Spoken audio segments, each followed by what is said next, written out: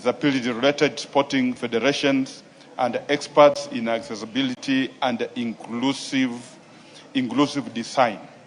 And 2, the timelines for the reconstitution of the LOC to accord with Article 27 and 54(2) of the Constitution. And Honorable Speaker, here is the response. The Ministry acknowledges the request for inclusion and representation of persons with disability, BWDs, within the Pamoja Africa Cup of Nations 2027 Local Organizing Committee. I wish to note that during the tournament preparations and implementation of African Nation Champions CHAN, that is 2024, representation of BWDs was incorporated within the organizational framework. Lessons drawn from the CHAN experience have informed ongoing efforts to strengthen and institutionalize inclusivity within broader AFCON 2027 tournament organizational framework. Further, the Ministry recently gazetted the Oversight Committee and the National Steering Committee.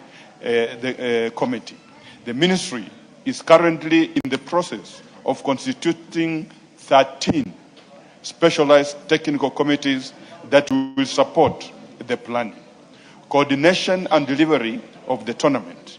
The Ministry intends to deliberately mainstream the participation of persons with disabilities within these committees to ensure inclusivity is embedded across all functional areas of tournament delivery. These include, among others, infrastructure and facilities, that is venue construction progress, accessibility standards, training sites, and pitch readiness, safety and security, venue security frameworks, emergency response systems, crowd management, and safety protocols. And number 3, event operations, match day operations, accreditation system, tournament coordination and operational protocols. Then team services, hotel certification, training site allocation, and team liaison coordination. 5, ticketing, digital ticketing system and access control, commercial affairs, sponsorship rights, delivery, branding, and merchandising. Number 7, communications and broadcasting, media operations, public communication, broadcasting service, and stakeholder engagement. Number 8, borders and mobility, immigration facilitation, customs coordination, visa processing, and movement logistics. Number 9, protocol, guests and workforce, protocol management, hospitality services, volunteers and workforce coordination. And number 10, legal, finance and governance, legal compliance, financial management and governance.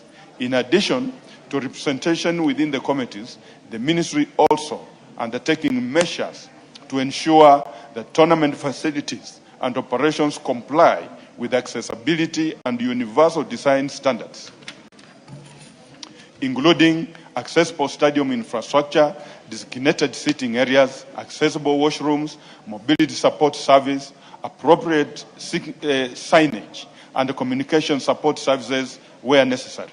This is aimed at ensuring that both participants and spectators living with disabilities are able to fully enjoy and participate in the tournament experience. The Ministry further appreciates the importance of engaging stakeholders representing persons with disabilities in order to ensure that inclusivity measures are practical, responsive, and aligned with international best practices.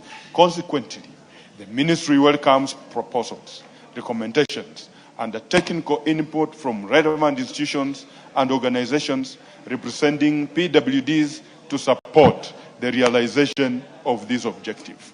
Further, given that subcommittees are highly technical and service-oriented in nature, the Ministry will appreciate the recommendations of qualified persons with relevant expertise, experience, and competencies aligned to the mandates of the respective committees. This will ensure that representation is not only inclusive, but also effective in supporting the successful delivery of the tournament. The ministry remains committed to fostering an inclusive sports environment that guarantees equal opportunity, participation, and representation for all persons, including persons with disabilities, in the organization and the hosting of the national, regional, and international sporting events. I thank you, Honorable Speaker, and as I conclude, Honorable Speaker, let me also take this opportunity to eulogize with the family of Conchela, whom I served with in the 11th and 12th Parliament. May his soul rest in peace. I thank you. Kipchumba, are you satisfied with that clear explanation? Honorable Speaker, satisfied, yes, but there are issues that we still want to be clarified. The disability community constitutes a significant segment of Kenya's population, which includes athletes, sports administrators, professionals, advocates, spectators, volunteers, and consumers of sporting services. AFCON 2027 presents a unique opportunity for Kenya to demonstrate leadership in disability-inclusive sports governance and to set a benchmark for future continental and global sporting events. We therefore recommend that, one, inclusion of representatives of persons with disabilities in the Pamoja AFCON 2027 local organizing committee to provide a direct input into policy formulation, strategic decision-making, and oversight functions. Two, the expansion of the current 38-member local organizing committee to ensure compliance with Article 54(2) of the Constitution, which provides for the representation of persons with disabilities in governance and other spheres of public life. In practical terms, it means the 5% constitutional threshold would warrant the inclusion of at least 3 representatives from the disability community. Honorable Kipchumba, you are making a speech instead of seeking clarification on the statement made. Mr. Speaker, sir, in fact, I can see you reading a speech. I just want to clarify, could they clarify how many people are going to be representative of persons with disability in the local organizing committee of AFCON? You could have said that in those few seconds. And Honorable Speaker, there is need also to know what are they putting in place so that the AFCON 2027 aligns with the disability protocol that brings in persons with disability into the sporting arena during this coming event. Thank you, Your Speaker. Asante sana Mheshimiwa Spika, na mimi pia niweze kutilia pondo kama alivyosema Mheshimiwa. Mheshimiwa Spika, walemavu hata nikiangalia ndani ya Mombasa County, walemavu ambao wanafanya michezo ama sports, Mheshimiwa Spika, wametupwa.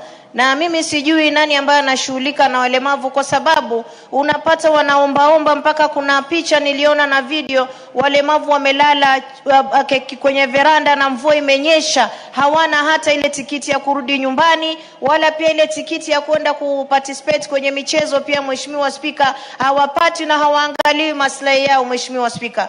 Kwa hiyo mimi ningeuliza hii kamati inayohusika ndani ya bunge na walemavu, maana yake najua kuna cheo walemavu kule Mombasa County anaitwa Jared, kila siku hata leo nimeona simu zake anatafuta usaidizi. Tunataka kujua ule usaidizi unaotoka kwa serikali kwa walemavu ambao wanahusika na michezo mbalimbali uko na nani, na kwa nini haujafikia hata watu wangu wa Mombasa Mheshimiwa Spika. Asante sana. Wanyama. Honorable Speaker, I want to confirm here now that as we speak, already 2 names of the disabilities that are supposed to join the LOC have been given to the PS Sports, and it is work in progress. And for Honorable Zamzam, I want to confirm to you that any team, whether disabled or normal, once it is representing this country, no team nowadays sleeps on the corridors or lacks the tickets, unless maybe they are just participating on their own, but the moment we get their request, and maybe you advise the person that for you to get funded, kindly make a request in good time so that the same can be processed and funds will be available for the team to participate in any international matches as long as you are representing this country. I thank you, Mr. Speaker. Next order. Order number 8, procedural motion. Exemption of certain business from provision of Standing Order 43. Majority Leader. Thank you very much, Honorable Speaker. Honorable Speaker, on behalf of the Majority Leader, I beg to move that this House resolves to exempt business sponsored by parties or committees during the morning sittings of Wednesday, 17th June 2026 and Wednesday, 24th June 2026 from the provisions of Standing Order 43, being sitting allocated for business not sponsored by the majority or minority party or business sponsored by a committee. Honorable Speaker, it is in the knowledge of members in this House that usually Wednesday mornings it's a private members' bill day. But Honorable Speaker, the leadership of the majority and the leadership of the minority, Honorable Speaker, have lined up several House business matters, as we discussed in the House Business Committee, Honorable Speaker, that need to be dispensed of before we proceed to another short recess in another week or so, Honorable Speaker. And for that reason, Honorable Speaker, we proposed that we move the private members' bills and exempt that particular day now for other business matters, Honorable Speaker, that are not under the Standing Order 43 for 2 days.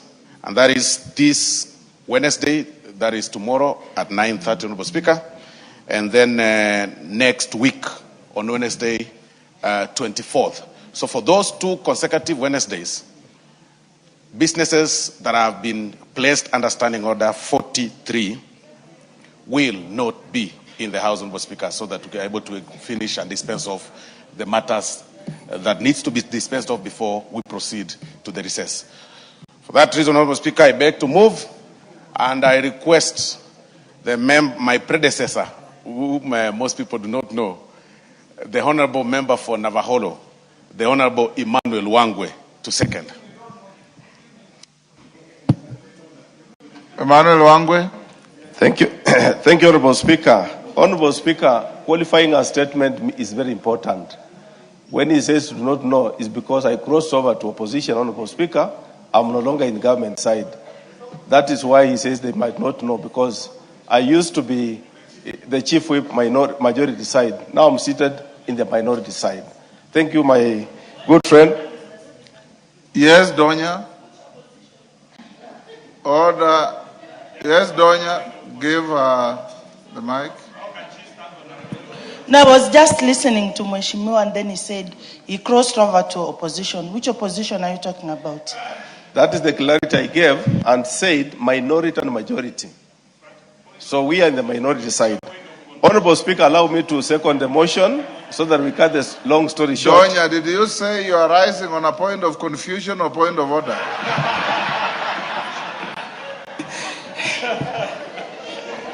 You know, Mr. Speaker, when you know well there is no opposition, and then someone says that there is an opposition, you just want to hear well. But he has clarified there is no opposition. But did you say you are standing on a point of confusion? Did you? No. Yes, go ahead. Thank you. It will make much difference if at all we can shift all motions under Standing Order 40, sub-article 3.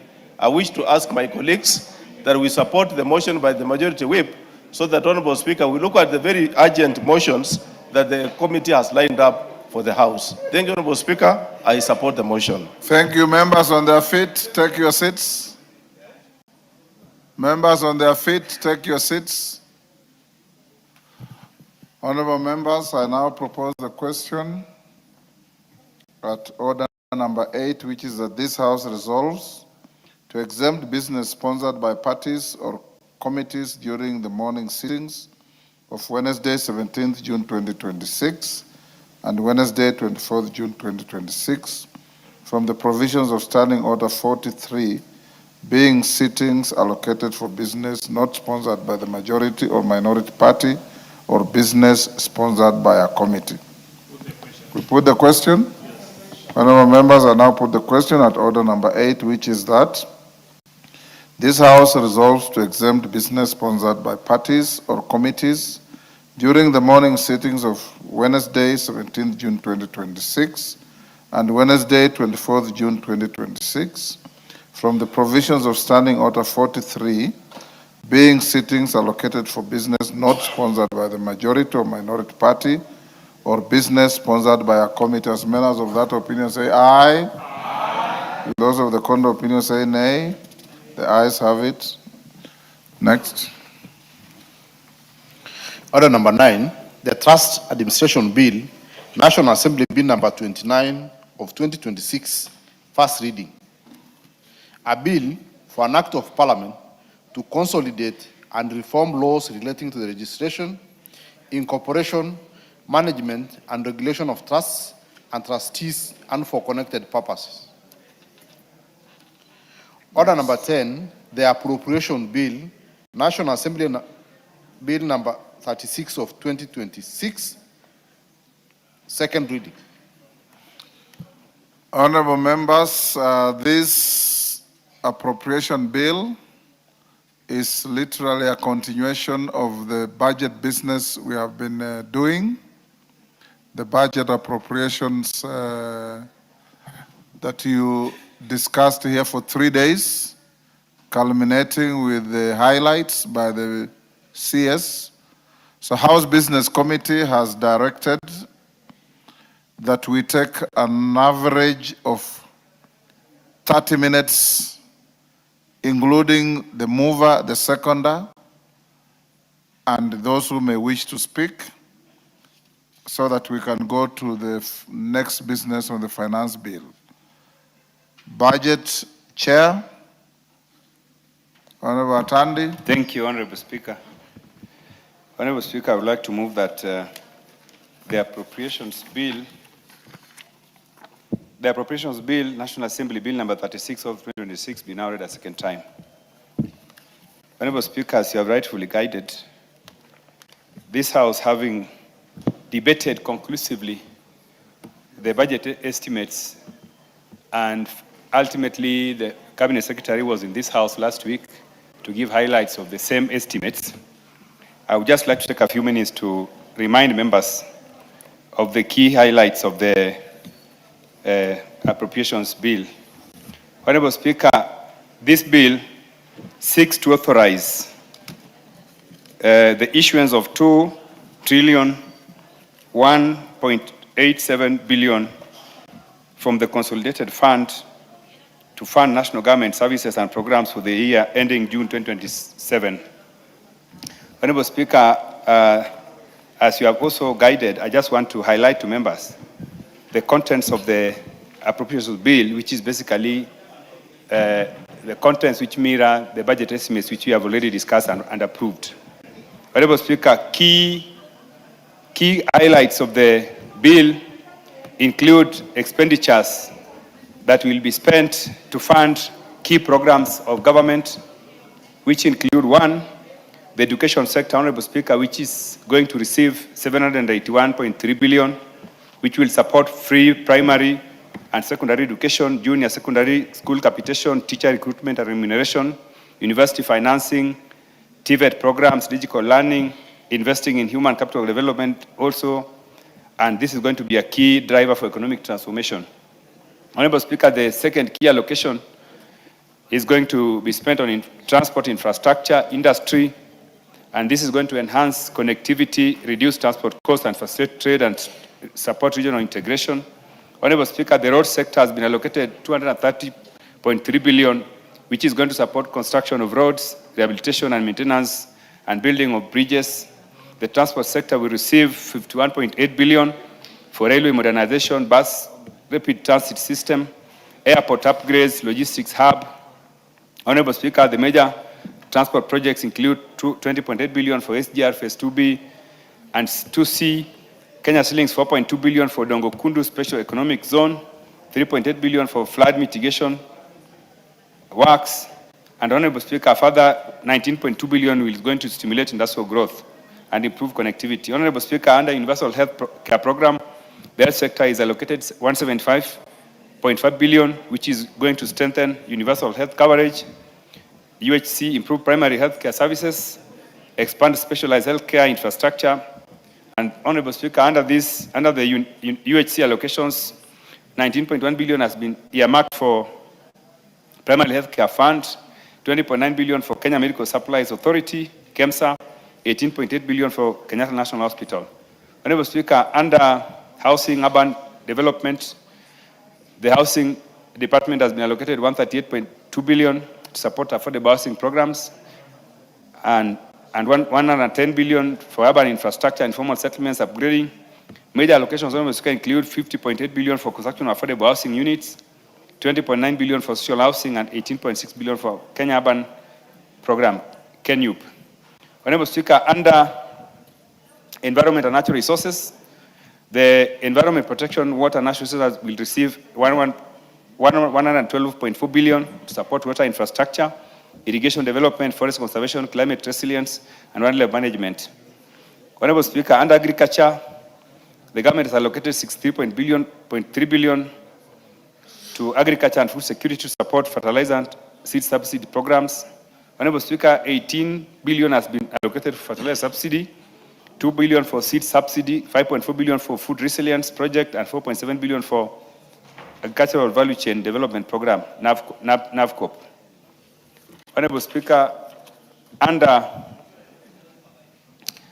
Equity, Women and Youth Development, Empowerment, 109.7 billion has been allocated for National Youth Service, 10.4 billion for Kenya Devolution Support Program, 22.6 billion for youth programs, over 21.2 billion for internship programs, and 4.7 billion for Nyota. Honorable Speaker, under ICT, 10.5 billion has been allocated to support digital transformation, expansion of digital connectivity, cybersecurity systems, development of digital hubs, and major expansions will include 5.3 billion for Kenya Digital Economy Acceleration Project, 1.5 billion for last mile connectivity, 689 million for digital hubs, 350 million for e-government procurement, 210 million for concert data center and smart city facility. Honorable Speaker, I would like to end the highlights that I was just going to give members so that they can be able to remember what they discussed last week when we were going through the estimates, by saying, Honorable Speaker, that this budget is one of the most progressive budgets that this House is going to pass in the term of broad-based government. Honorable Speaker, when the Minister was here last week, he gave us important highlights of some of the achievements that the budget is expected to achieve. And Honorable Speaker, I want to concur with the Minister in his submissions by adding that even though there were areas where we had experienced shortages when we were going through the estimates, such as the examination fees for invigilators who processed the examinations for last financial year, I would like to confirm that that has already been provided for in the supplementary estimates which have been tabled on the House today, and that all the other important critical allocations that members were asking when we were discussing this bill have been addressed. Honorable Speaker, with your guidance, and now with the many highlights I've already given concerning the key estimates in the bill, I would now like to ask my able Vice Chairman to second the appropriations bill. Thank you. Member for Endebess. Thank you, Honorable Speaker. Honorable Speaker, I stand to second. And as members are aware, this is now to allow the government to be able to release the funds in the next financial year to operationalize the budget that was read and the estimates that were done by this House. And we actually did extensive deliberations on these estimates. When we did the estimates, we did the committee of supplies, and which also progressed into the budget highlights that were read by the cabinet secretary. So I think, Honorable Speaker, this is something that has been exhaustively discussed and deliberated, and therefore I would want to second. Thank you, Honorable Speaker. Members on their feet, take your seats.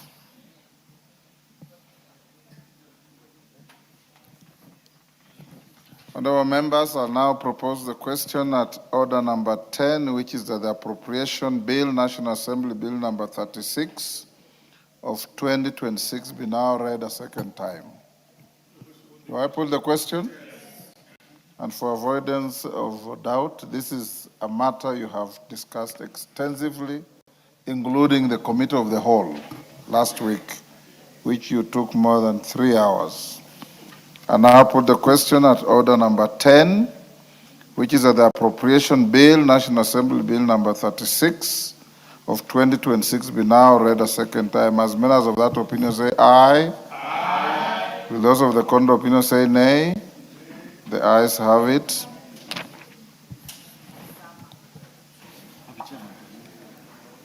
A bill for an act of parliament to authorize the issuance of a sum of money out of the consolidated fund and its application towards the service of the year ending on the 30th of June 2027, and to appropriate that sum and a sum voted on account by the National Assembly for certain public services and purposes.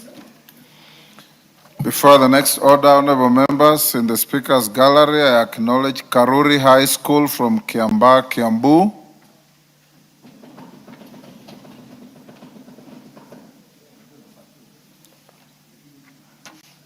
And in the public gallery, Taita Taveta opinion leaders from all Taita Taveta constituencies in Taita Taveta. On my behalf and on behalf of the House, we welcome the opinion leaders and the students to the House of Parliament. Next. Yes, Cynthia Muge, hold on, clerk. Thank you, Honorable Speaker. I thought I could take this opportunity now that there is a mention of opinion leaders from Taita Taveta, Honorable Speaker. And I have paid a lot of attention so that I can see who are these opinion leaders and shapers in Taita Taveta. I want to take this opportunity to invite them to Parliament so that they can be able to see the beneficiaries of opinion shapers. And these are the people that have proper opinion shapers on the ground. Again, Honorable Speaker, allow me to also welcome the students that have come here on educational tour. This is the House of Parliament. This is where legislation is done. This is where oversight is done. And this is where representation is done by the representatives of Kenya. So welcome. And this is where you also pick dreams and you also choose where you want to go. If you want to belong here, this is the place to come every Tuesday, every Wednesday, and every Thursday. May the good Lord bless you. Thank you, Honorable Speaker. Next order. Order number 11, the Finance Bill, National Assembly Bill number 26 of 2026, second reading. Chairperson, Departmental Committee on Finance and National Planning, Kimani. Thank you very much, Honorable Speaker. Honorable Speaker, I raise to move the Finance Bill of 2026, National Assembly number 26 of 2026, be now read a second time. Honorable Speaker, for the last 27 days, the Departmental Committee of Finance and National Planning has diligently discharged its mandate in accordance with Studying Order 245 through a comprehensive review and consideration of the Finance Bill 2026. The committee undertook extensive public participation and stakeholder engagement, traveling to 13 different counties, namely Wajir, Kiambu, Vihiga, Nyamira, Bomet, Makueni, Siaya. And it's good that the people of Taita Taveta are also represented here. We also went to Taita Taveta, we went to Turkana, we went to Kilifi, we went to Tana River, and went to Mombasa counties. The engagements were conducted between the Thursday, the 21st of May, and Friday, the 12th of June, and across the 13 counties, and then at Glee Hotel at Kiambu County. Honorable Speaker, it's important to mention one of the challenges that we got in public participation was Kenyans telling us about devolved functions, such as water.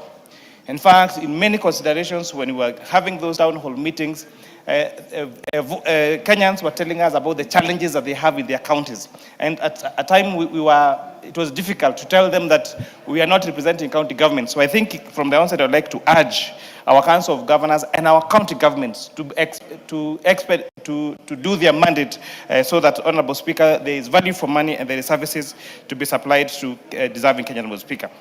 Honorable Speaker, I would like to give a special mention to the members of the Committee of Finance and National Planning, where I am honored to serve as the chairperson.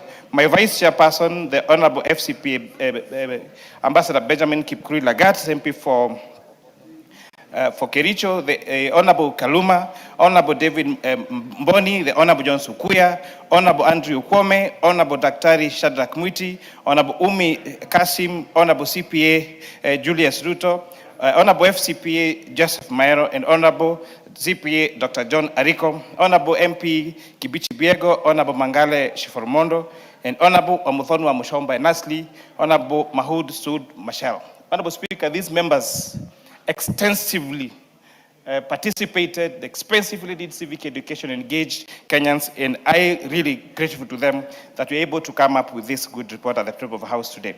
I also wish, Honorable Speaker, to mention and appreciate the members of Secretariat.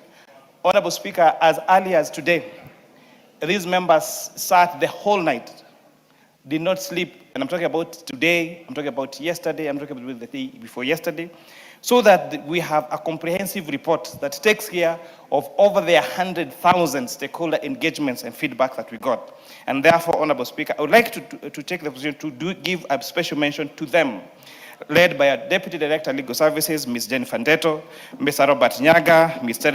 Tracy Chebet, Mr. Salem Rorot, Mr. George Denjeshe, Ms. Penina Simiren, Ms. Patricia Gishane, Mr. Cyril Mutali, Mr. James Masharia, Mr. Benson Kamande, Ms. Winfred Kilonzo, Ms. Joy Chalo, Ms. Nelly Undieki, Mr. Timothy Chico, Ms. Joyce Washera, Mr. Benson Muthuri, Mr. Alan Kimani, Ms. Ann Kangere, Ms. Vivian Ogenga, Mr. Jared Onyancha, Mr. Eugene Luteshi, and Mr. Steve Jeremy Kamau for their valuable and very committed dedication on this report. Honorable Speaker, the members of the Secretariat, as I said, work tirelessly, including on weekends and public holidays, so that the condonium of the report that you've seen today is ready for this House this afternoon. Honorable Speaker, the Finance Bill of 2026 is not merely a revenue-raising instrument, but it is a policy reform framework aimed at strengthening Kenya's tax system. Unlike previous approaches that have focused primarily on introducing new taxes, this bill places emphasis on simplifying tax laws, addressing ambiguities, strengthening enforcement, and aligning Kenya's tax framework with international standards. Honorable Speaker, the bill further reflects the government's commitment to modernizing tax administration by leveraging on technology, data analytics, and risk-based compliance mechanisms. And these reforms are intended to strengthen the relationship between taxpayers, the Kenya Revenue Authority, and promote voluntary compliance, curb tax evasions, and ensure that all taxpayers contribute their fair share of tax. Honorable Speaker, the consideration of this bill was guided by established policy framework, including the national tax policy, the medium-term revenue strategy, and these frameworks have constantly informed the review of tax legislation, including the Finance Act of 2023, the Finance Bill of 2024, the Tax Amendments Law of 2024, Business Laws of 2024, the Tax Procedures Act of 2024, and the Finance Act of 2025. The objective has been to promote a stable, predictable, and business-friendly environment. Honorable Speaker, the enactment of the Finance Act of 2022, this House approved various tax measures aimed at promoting fiscal sustainability and enhancing revenue collection. The projected revenue on these measures has been in the Finance Act of 2022, 25 billion shillings, for Finance Act of 2023, 211 billion shillings, the Finance Bill of 2024, that we lost 344 billion shillings. The Tax Amendments Act of 2024, 49 billion shillings in half year. The Finance Act of 2025, 30 billion. And now the proposed Finance Bill 2026 to raise 98.9 billion shillings. Honorable Speaker, through the rationalization of tax incentives, improved compliance measures, and continued administration, this government expects to raise 98.9 billion shillings that will supply money, Honorable Speaker, as one that mentioned this, to the appropriations that will be led, that will move tomorrow by the Chair of Budget and Appropriations Committee. The committee primary objective was to streamline tax expenditures, reduce revenue leakage, enhance compliance, and ensure that tax incentives are targeted towards national development priorities. The proposed amendments are seeking to promote fairness and sustainability with the tax system while maintaining an environment that supports investment, business growth, and long-term economic planning. Honorable Speaker, a predictable and transparent tax framework enables taxpayers and investors to make informed decisions, encourage confidence in the economy, and support sustainable growth. Honorable Speaker, the committee conducted extensive public participation, and based on their views, it will be recommending amendments to the bill as follows. Honorable Speaker, Clause 2 of the Finance Bill under the definition of software includes both the software itself and its distribution within the meaning of royalty. The committee observed that distribution of software does not by itself constitute a royalty-generating activity, and that including it in such could lead to an intended tax implication for distributors. In line with the international best standards and OECD guidelines, and to safeguard the interests of stakeholders and Kenyans operating the sector, the committee recommends deletion of the phrase and include distribution of software from definition. This amendment seeks to provide clarity, avoid misinterpretation, and ensure a fair and accurate tax framework for software-related transactions. Honorable Speaker, on the very much debated issue on taxation on funds, Honorable Speaker, we agree with the National Treasury that the framework as outlined in the bill will lead to a reduction on tax on funds. However, Honorable Speaker, upon further engagements with Kenyans and engagements with the Communications Authority, changing the tax incidence from when the funds come into the country to at the point of activation, Honorable Speaker, we are not convinced that we are ready to tax funds at the point of activation. We strongly feel that it is important to establish a framework to make sure that we have the correct softwares installed by sharing data with telcos, by making sure that Communications Authority is ready, Honorable Speaker, to charge taxation on activation. But, Honorable Speaker, with the current framework, the National Treasury is recommending that we change the effective date of this to 1st of January 2027. But however, Honorable Speaker, this Parliament lives and can sit at any particular time. And therefore, Honorable Speaker, even as we continue to engage with the National Treasury and wait for the Committee of the Whole House tomorrow, Honorable Speaker, I would urge that we shelve aside that particular idea until we have correct systems in order so that we do not burden Kenyans, Honorable Speaker, with additional taxation or unpredictability in terms of taxation. Because, for example, Honorable Speaker, then what will happen if I go and buy a phone from a dealer and I'm not aware whether taxes have been paid, and I send that phone to my brother in the village or to my grandmother in the village, only for my mother to be told that you cannot use your phone because your phone has not paid the requisite taxes. So, Honorable Speaker, I think it's very, very important that we rethink this particular proposal and ensure that there is no revenue loss, there is no extra burden to Kenyans. And Honorable Speaker, even I say this, I know we have had an extensive discussion, even including now with the CS and the PS, and I urge them that it's a good idea. Yes, it has a good deal, but we need to reconsider at what point should this tax be paid, Honorable Speaker. The bill is seeking, on the issue of, Honorable Speaker, the bill is seeking to address an existing back on taxation on Clause 2B of income arising from card-based transactions. Currently, such fees are not classified as management or professional fees and therefore are not subject to withholding tax under Section 35 of the Income Tax Act. And therefore, the committee, Honorable Speaker, will be proposing further amendments to this particular clause to make sure that we are in line with the national standards, there is no revenue loss. And Honorable Speaker, then we also don't make transactions expensive in our digital inclusion space, Honorable Speaker. Clause 2E is proposing to amend provisions relating to betting and gaming by expanding the definition of withdrawals. Honorable Speaker, the proposal is seeking to ensure that there is uniform application of withholding tax across different forms of betting and gaming transactions. The bill further proposes to reintroduce the definition of winnings and reinstate withholding tax at 20%.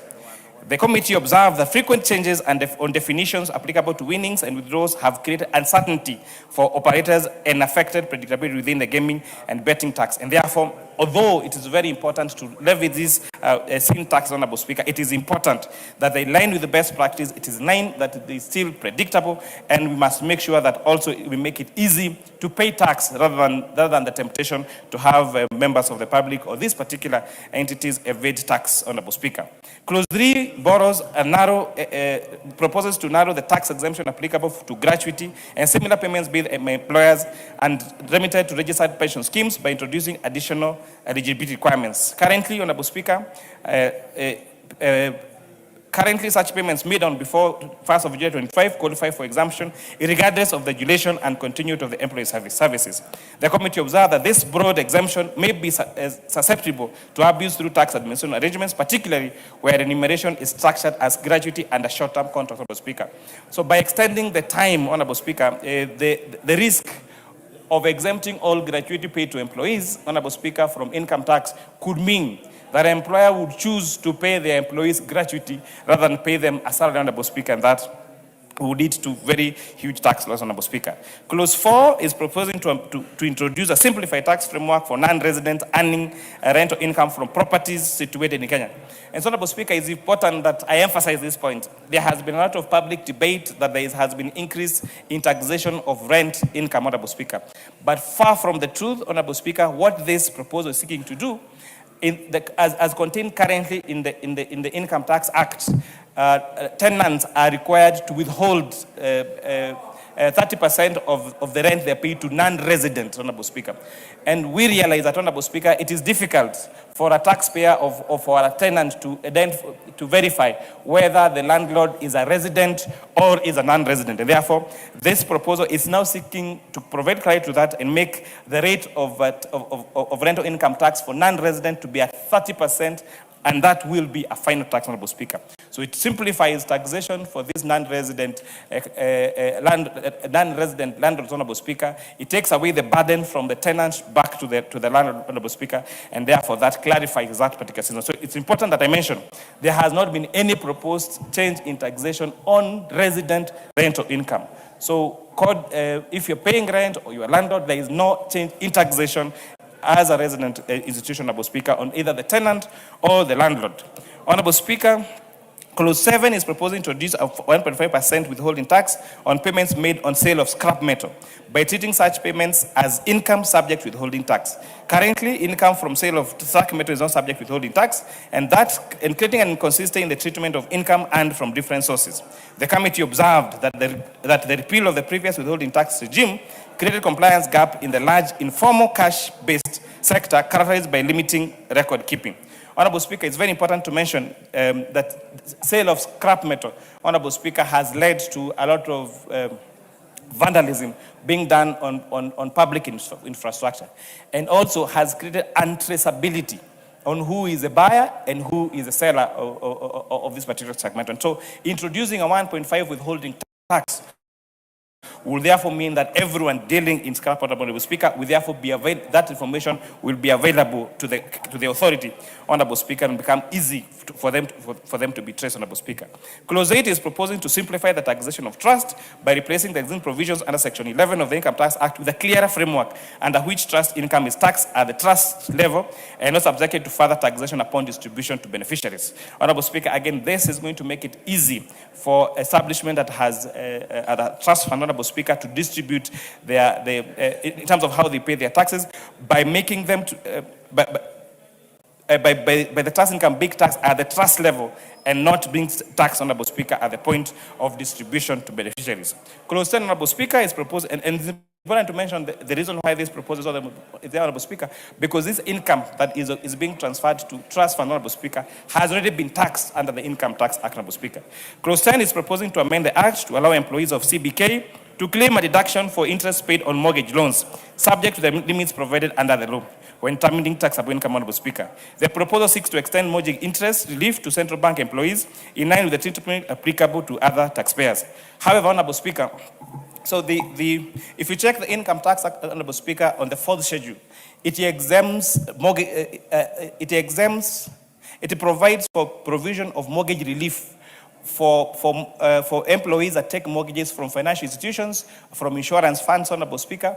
However, because Central Bank is a regulator, Honorable Speaker, Central Bank is not listed on the 4th schedule of the Income Tax Act, and therefore, employees of Central Bank of Kenya, when they take their mortgages from their employer, which is the Central Bank, then they're not given mortgage relief as if they were working in a different bank, Honorable Speaker. However, Honorable Speaker, the committee observed that if we grant this exemption to Central Bank employees, Honorable Speaker, it could be deemed to be discriminatory, Honorable Speaker, because other entities, whether it is, for example, Parliamentary Service Commission, where ourselves and members of our staff take our loans or our mortgages from Parliamentary Service Commission fund, then we do not qualify, or they do not qualify for mortgage relief, Honorable Speaker. And therefore, just providing an exemption just for Central Bank employees, Honorable Speaker, could be deemed as being discriminatory, Honorable Speaker. In any case, Honorable Speaker, even employees that take mortgages from SACCOs, for example, they are not subject to mortgage relief, Honorable Speaker. And therefore, the committee recommends deletion of this particular proposal, Honorable Speaker. Clause 16 is proposing to amend Section 24(1) of the Income Tax Act by introducing a minimum deemed dividend distribution threshold of 60% of undistributed income. Under the proposal, where profits are not distributed within 12 months after the end of the accounting period, a portion of the undistributed income may be deemed to have been distributed as dividends for tax purposes. The proposal is seeking to provide certainty and consistency in the application of deemed dividend provisions and discourage the indefinite retention of profits solely for purposes of deferring dividend taxation. During our stakeholders engagement, the Association of Chartered Certified Accountants of Eastern Africa, the Institute of Certified Public Accountants of Kenya, PwC, Mr. Julian Amboko, among others, raised concerns regarding the proposed 60% threshold, noting that it may negatively affect businesses by limiting their ability to retain earnings for operational cash flows, expansion, and growth. ACCA further observed that many businesses retain profits for genuine commercial reasons, and that imposing such a threshold could create cash flow constraints, particularly for small businesses that may face challenges in accessing alternative financing. The association therefore proposed reducing the threshold to 30% to balance revenue objectives and business sustainability. The committee therefore observed that where the proposal addresses concerns relating to tax deferral, a 60% deemed distribution requirement could place undue pressure in businesses and constrain investment decisions. The committee therefore is proposing to moderate the threshold to a maximum of 40% to achieve a balance between enhancing revenue to achieve a balance between revenue collection and allowing businesses sufficient flexibility to retain earnings for growth and investment. Honorable Speaker, the issue of taxation of deemed dividend, Honorable Speaker, when a business declares a profit and has to distribute dividends to their shareholders, Honorable Speaker, those dividends are subject to dividend tax, Honorable Speaker. However, there is a temptation by many businesses to continuously underdeclare their dividends, or not underdeclare, not to distribute their dividend, Honorable Speaker, to avoid paying dividend tax, Honorable Speaker. And therefore, it is important that we discourage these particular entities for that particular issue of tax planning, Honorable Speaker, but still allow directors the flexibility to exercise their fiduciary power as contained, Honorable Speaker, in the Companies Act that has a whole policy on dividend distribution. So to balance the two, the committee disagrees with National Treasury on the minimum threshold of 60% and proposes a different threshold of 40%, Honorable Speaker. Clause 18 and 19 is proposing to revise the timelines for filing individual income tax returns by introducing different filing-based periods based on the nature of the return, Honorable Speaker. Under the proposal, taxpayers with nil returns would be required to file within the first month following the end of the year of income, while taxpayers who have already paid tax, such as persons earning employment income, would be required to file within the fourth month. Currently, all individual income tax returns are due by 30th of June each year, regardless of the nature of return. The committee observed that although the proposal seeks to promote timely files, differentiation timelines should be adjusted to provide individuals with 4 months and corporates within 6 months to file their returns, Honorable Speaker. The committee noted that nil returns require minimum information and processing, while corporate returns involve more detailed financial records and compliance procedures. We therefore recommend that we only have 2 timelines. One, 4 months for individual taxpayers, and within 6 months, Honorable Speaker, for corporate, Honorable Speaker. And this to prevent all the hassles and the battles that go around just before the end of a financial year, before that of June, where now all the taxpayers, whether they are commercial, whether they are corporate taxpayers or individual corporate or individual taxpayers, are required, Honorable Speaker, to file their returns, Honorable Speaker. Kulusonito, Honorable Speaker, is proposing to remove the preferential 5% withholding tax rate applicable to dividends paid to East African citizens. The committee observed that this preferential rate creates an equal tax treatment based on residency, undermines equity within the tax system, and provides a tax incentive that is not clearly linked to economic performance, which results in revenue loss. The committee therefore notes that the proposal aligns with the national tax policy objectives of rationalizing tax expenditures, promoting a fair, efficient, and neutral tax system, and therefore supported the proposals as it enhances consistency in the tax framework and promotes equitable treatment of taxpayers.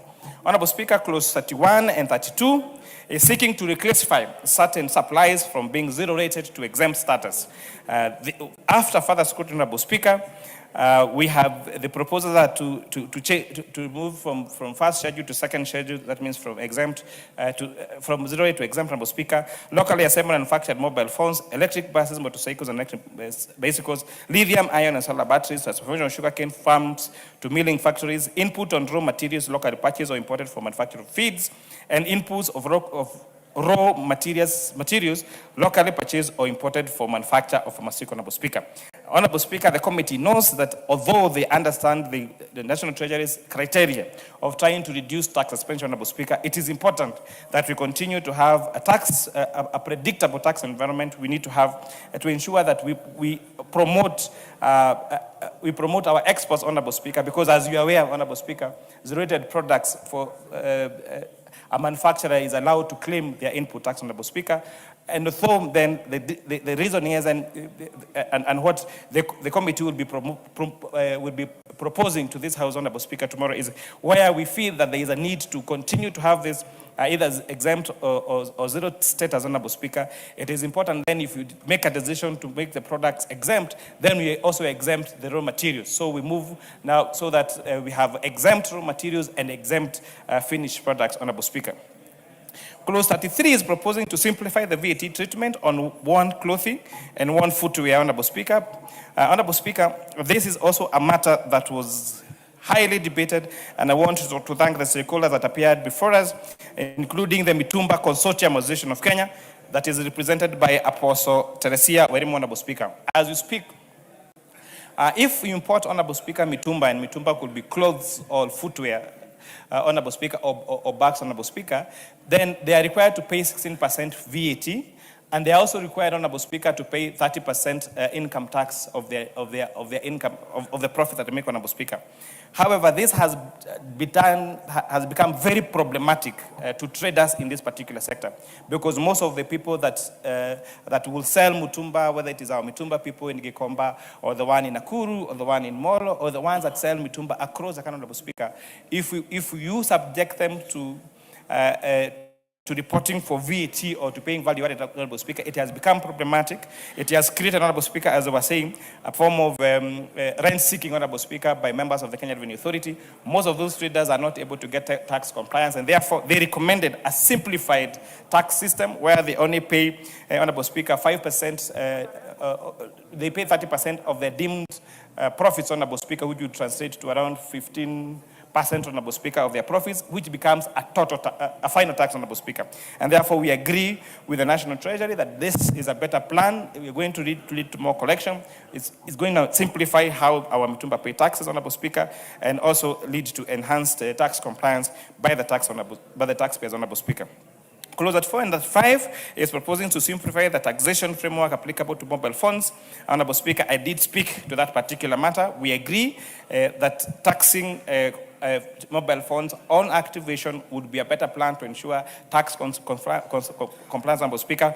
But we need to phase out the date of implementation of this particular clause, Honorable Speaker, if this Honorable House has to agree with us, Honorable Speaker. But however, we need to have preparedness, including our systems, as I said, to make sure that it doesn't bring an extra tax burden, Honorable Speaker, to the users of our mobile phones, where our mobile phones are used by students who are studying at home or at the universities. It is being used to create content, Honorable Speaker, and therefore it's very important that we still enhance a simplified and predictable tax environment, Honorable Speaker, for this very good sector, Honorable Speaker. Clause 38 is proposing to amend the Tax Procedures Act by introducing provisions relating to crypto asset reporting framework and reporting virtual asset service providers to submit annual information returns to KRA on crypto asset transactions, Honorable Speaker. The proposal further provides a framework for Kenya to enter into automatic exchange information arrangements with foreign jurisdictions in line with the national transparency standards. In addition, the bill is proposing to correct the reference to persons who charges fees on virtual asset transactions by replacing virtual asset providers with virtual asset service providers. The Finance Act, Honorable Speaker, of 2025 introduced excise duty on fees charged on virtual asset transactions, but incorrectly used the term virtual asset providers instead of virtual asset service providers, as recognized under the Virtual Assets Providers Act of 2025, that is Honorable House, Honorable Speaker, passed last year. This amendment is seeking to align the Excise Duty Act with the correct statutory terminology, enhance clarity, and support effective implementation of tax on virtual asset transactions. During stakeholder engagements, Honorable Speaker, Mr. Mabuti Mutua of Lexin Consulting Limited supported Kenya's move towards a national tax cooperation and transparency, but raised concerns regarding the need for adequate safeguards in the implementation of crypto asset reporting framework. He observed that the proposed provisions would expressly align with Article 24 and 31 of the Constitution of Kenya and Data Protection Act to ensure that the collection and exchange of crypto asset information respects taxation's privacy. Mr. Mutua recommended that reporting obligations be limited to information that is necessary, relevant, and proportionate, and consistent with the principles of data minimization and purpose limitation. This committee agrees with the state stakeholder and will therefore be proposing amendments at the Committee of the Whole House tomorrow when this Honourable House will be seeking to do the Committee of the Whole House. Honourable Speaker, Clause 41 is proposing to empower the Commissioner to issue tax assessments where available information indicates that a taxpayer has not fully declared or paid the tax due. The provision is anchored on Kenya's self-assessment system, under which taxpayers declare their own income and tax liabilities.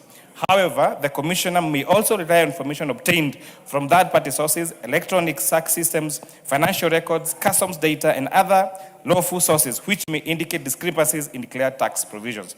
The committee observed that where the proposal strengthens tax administration by enabling data-driven and system-generated systems, it is necessary to provide adequate procedure safeguards to protect taxpayers' rights.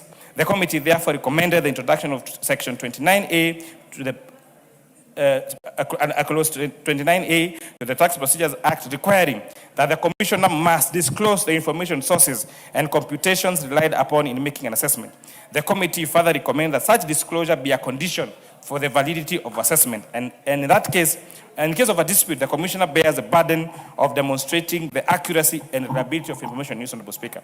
Honourable Speaker, it's very important that I speak to this, I give more context to this matter, Honourable Speaker. Because Clause 41 is providing for powers to the Commissioner to use other sources of third-party data to do a tax assessment on a taxpayer, Honourable Speaker. That would mean they could rely on information, whether it is from whichever source, Honourable Speaker.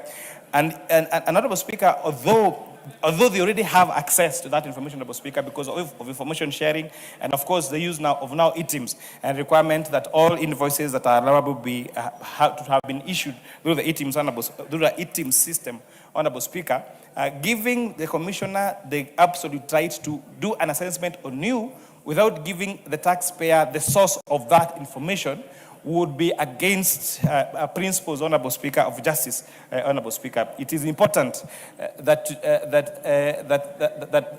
in international best practice that you allowed, Honorable Speaker, to know the source of information that Honorable Speaker, you're being accused of, and not having that burden on the taxpayer. The burden of, it's called the principle of burden of proof, Honorable Speaker, should be on the commissioner and not on the taxpayer. A taxpayer should not be allowed to self-incriminate themselves in terms of their tax liability, Honorable Speaker. Clause 43 is proposing to introduce a one-year tax amnesty under the Tax Procedures Act, running from 1st of July 2026 to 30th of June 2027.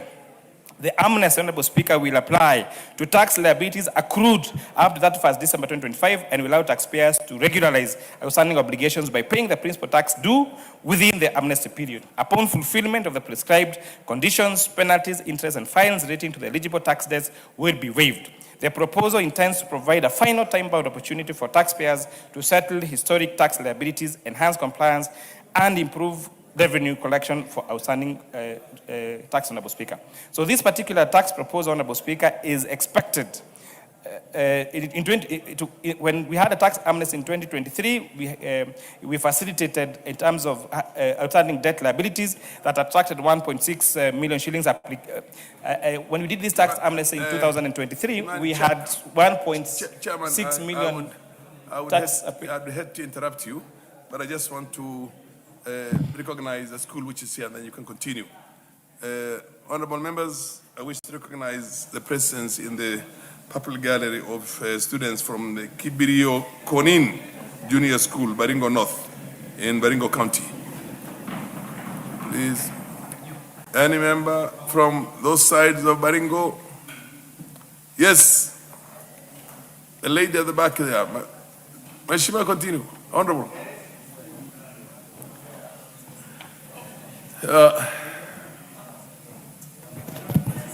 Thank you so much, Honorable Speaker. Let me take this opportunity to welcome the students and the teachers from Baringo County. Baringo is a neighboring county from Elgeyo Marakwet County, and we share in so many things. I just want to encourage all of you that sky is the limit. There is a possibility that if you do your school very well, if you learn very well, one day, one time, you'll find yourselves in this house or in other better places. This is a house where we legislate, where we make the laws of this honorable country. And I want to encourage all of you that education is the only equalizer. Thank you so much and welcome again to Nairobi. Thank you. The Honorable Woman Rep from Taita Taveta. You can encourage the students up here in Kiswahili also, because we need also to hear. Asante sana Bwana Spika kwa kunipatia hii fursa, na mimi nichukue fursa hii kuweza kuwakaribisha wanafunzi kutoka mashule mbalimbali na vile vile wakaribisha wote. Hapo awali nilikuwa na opinion leaders kutoka Taita Taveta hapa, na nataka kuambia wakaribie hapa bunge. Hawa ni wa kutoka Baringo. Hawa ni wa kutoka Baringo, lakini awali kulikuwa na opinion leaders hapa wa kutoka Taita Taveta vile vile. So kwa jumla nawaambia karibu sana bunge. Hapa ndo tunatunga sheria, hapa kunakuwa na majadiliano ya kuboresha hii Kenya yetu, na kwa hivyo wajisikie vizuri kuwa hapa na wawe na wakati mwema hapa bungeni na hapa Nairobi. Asante. Where is Honorable Makilap? Thank you, Mr. Speaker. May I also take this opportunity on behalf of the people of Baringo North and join you on behalf of Parliament to congratulate Kibirio Kwanin JSS class, comprehensive school, for visiting Parliament, together with their teachers and representatives of parents, that this is the house where the people of Baringo North send me to serve them in doing legislation, oversight, and representation. If you work hard, students, you will find yourself here or any sector of government.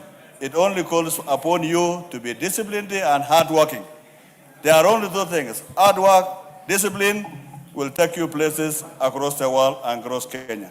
I want to welcome them again, and the future is bright. That is one of the brightest schools, the school that does very well in Baringo North, Mr. Speaker, and I wish them success as they go back home. Fair enough, Chairman. Finance, you can continue with your presentation. Thank you, Honorable Speaker. Honorable Speaker, I was discussing the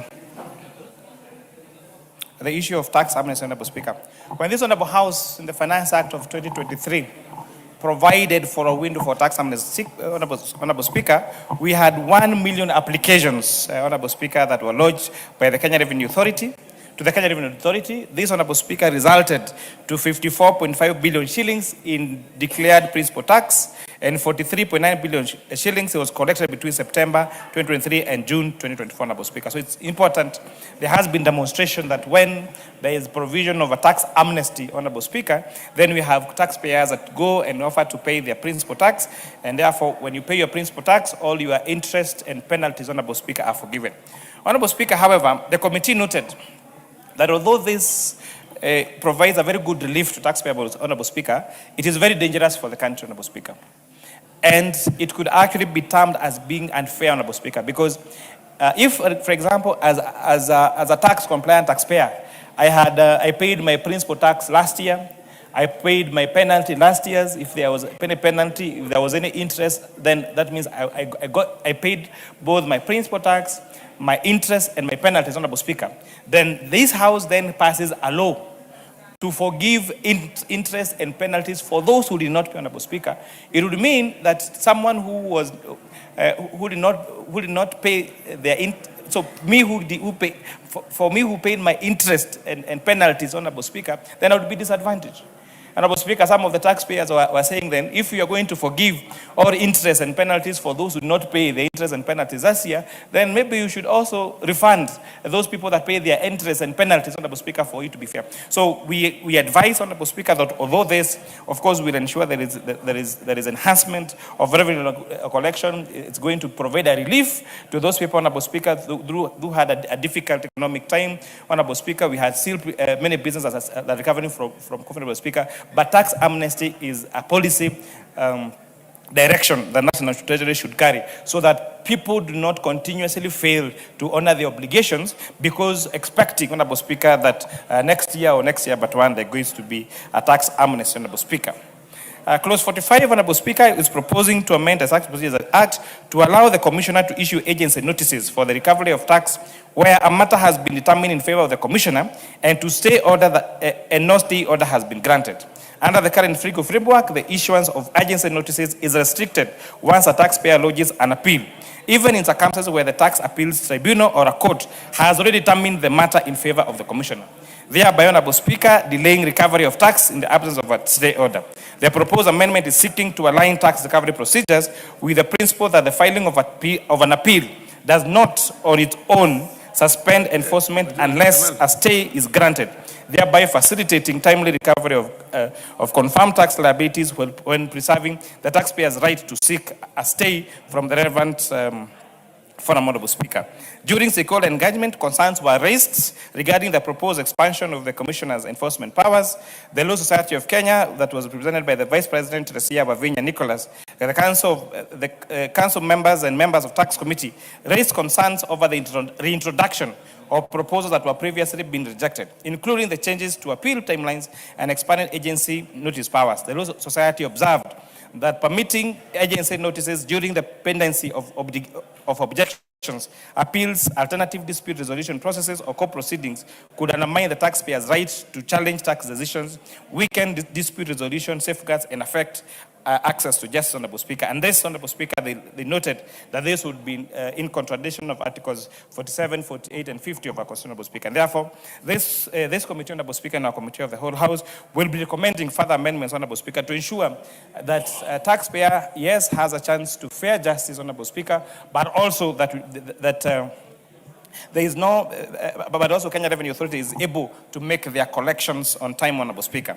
Clause 47 is proposing to remove the provisions introduced under the Finance Act 2025 to allow overpaid tax to be offset against tax payable on imported goods as well as domestic tax liabilities. Previously, verified VAT refunds could be offset against the taxpayer's future domestic tax obligations, including income tax, installment tax, excise duty, and future VAT liabilities. The proposal is sent to align a tax administration to ensure that refund offsets remain within the appropriate domestic tax framework while maintaining consistency with the customs regime which governs tax payable at importation under separate rules for assessment and collection. The committee observed that restricting the offsetting of tax overpayments against VAT on imports would adversely affect taxpayers' cash flows and increase working capital pressures, and therefore the committee will be proposing further amendment to this particular clause, Honourable Speaker. Clause 48 is proposing to amend Section 89(5)(a) of the TPA Act to empower the Commissioner to waive penalties and interest arising from electronic system errors up to a limit of 2 million shillings without requiring the approval of the Cabinet Secretary National Treasury, Honourable Speaker. Honourable Speaker, the proposal is also intended to facilitate a swift resolution of tax-related tax issues, reduce avoidance disputes, and enhance tax confidence in the use of digital tax administration. Honourable Speaker, the committee notes that with the advanced use of electronic systems for the Kenya Revenue Authority, Honourable Speaker, there are chances that there could be errors that could be not to be designed, that would not be deliberate by a taxpayer, Honourable Speaker, but system errors, Honourable Speaker, that would lead to interest and penalties being waived unfairly on the taxpayer, Honourable Speaker. And therefore, it's important that we give a threshold in which, Honourable Speaker, the Commissioner, after satisfying himself that the errors are system generated, then they will be allowed to offset up to a limit of 2 million shillings.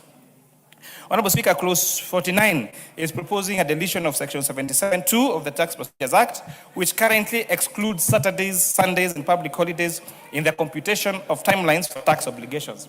Honourable Speaker, the existing provision has, however, created uncertainty in the computation of time for various tax processes, including the filing of objections, applications, and other statutory bound actions, Honourable Speaker.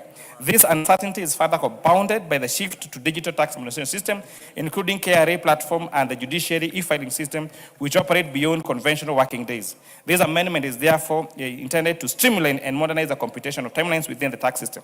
The committee observed that including weekends and public holidays in the computation of timelines for tax objections and appeals would effectively shorten the period available to taxpayers to exercise their rights. This may increase the risk of procedural default, particularly where deadlines fall immediately after non-working days. The committee noted that the proposal raises concerns regarding procedural fairness and the right to a fair hearing under Article 50 of our Constitution, as it limits taxpayers' ability to adequately prepare and lodge objections or appeals. The committee is therefore recommending deletion of this particular proposal to ensure that taxpayers are offered a reasonable and practical period within which to exercise their statutory rights, Honourable Speaker. The committee observed that they need to strengthen enforcement framework for recovery of government revenue collected by KRA on behalf of government agencies, Honourable Speaker. The committee notes that although several levies, for example, including the housing levy, KRA has been given the authority under the respective statutes as the collecting agents, Honourable Speaker. Most of these particular agencies, Honourable Speaker, KRA has not been given enforcement powers, Honourable Speaker. And therefore, we note that it is very important that it's important to have now a consequential amendment to amend the Affordable Housing Act, for example, to include, to give to raise, first of all, the current rate that for agency fees collected from 0.5 to making it a maximum of 2%, Honourable Speaker, but most importantly, to give KRA the power to enforce the collection of these levies, Honourable Speaker. Honourable Speaker, the committee proposes, these proposals reflect not only stakeholders' input, but sound economic reasoning grounded in Keynesian fiscal stimulus principles. The Finance Bill of 2026 is supporting aggregate demand, is promoting employment, is stimulating economic growth through targeted incentives in housing, manufacturing, and green technology, while at the same time preserving fiscal discipline, Honourable Speaker. Honourable Speaker, as we deliberate on the Finance Bill of 2026, it is imperative that we prioritize measures that effectively expand the tax base while at the same time maintaining a balance with the broader economic environment, which may include, Mr. Speaker, innovative tax policy approaches, including incentivizing compliance, simplifying tax procedures, and addressing structural barriers that constrain revenue growth, Mr. Speaker. Mr. Speaker, addressing these issues proactively and implementing effective tax policies will help increase our tax revenue collection in line with the economic potential. This will strengthen our fiscal position, allowing for investments in key sectors, social welfare programs, and infrastructure development, fostering sustainable economic growth to benefit all Kenyans. Honorable Speaker, this enormous task has been possible through the collective commitment and cooperation of those who contributed to the legislative process. The committee's work was greatly enriched by submissions, views, and insights provided by stakeholders, members of the public, and various institutions, which ensured that the bill was considered from a broad and inclusive perspective. Our engagement, Honorable Speaker, received views from across 13 different countries, Honorable Speaker, and it's very important, Honorable Speaker, to note that we received over 100,000 submissions from members of the public. Honorable Speaker, one of the greatest things, and I'm happy that this Honorable House has been able to achieve, Honorable Speaker, is tax education is now in the lips of every Kenyan. Honorable Speaker, it was amazing to go to counties like Wajir and counties like Turkana and listen to ordinary citizens explaining the difference between the first and second schedule of the VAT Act, the difference between between zero rating and exempting, Honorable Speaker. And this shows that Kenyans are willing to be involved in the running of the affairs of this country, Honorable Speaker. I am happy that this time around, and I really to congratulate our Cabinet Secretary for National Treasury, FCPA, Bandi, Honorable Speaker, but for going out of his way to try to explain to Kenyans and to demystify all the misinformation and disinformation out there, Honorable Speaker.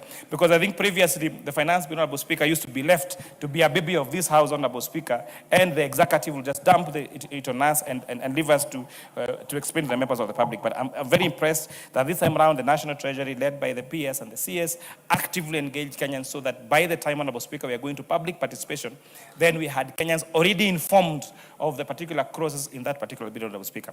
Honorable Speaker, it's also important to mention that one of the constant submissions we got from the members of the public, that although lawmaking is a complex process and it's a legal process that must go in a particular way, this House must innovate in how we communicate to members of the public on proposals of the bills, Honorable Speaker.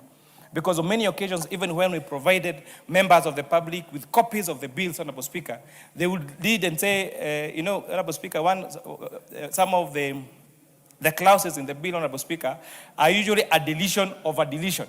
So, Honorable Speaker, you read the bill and say you are deleting clause 9.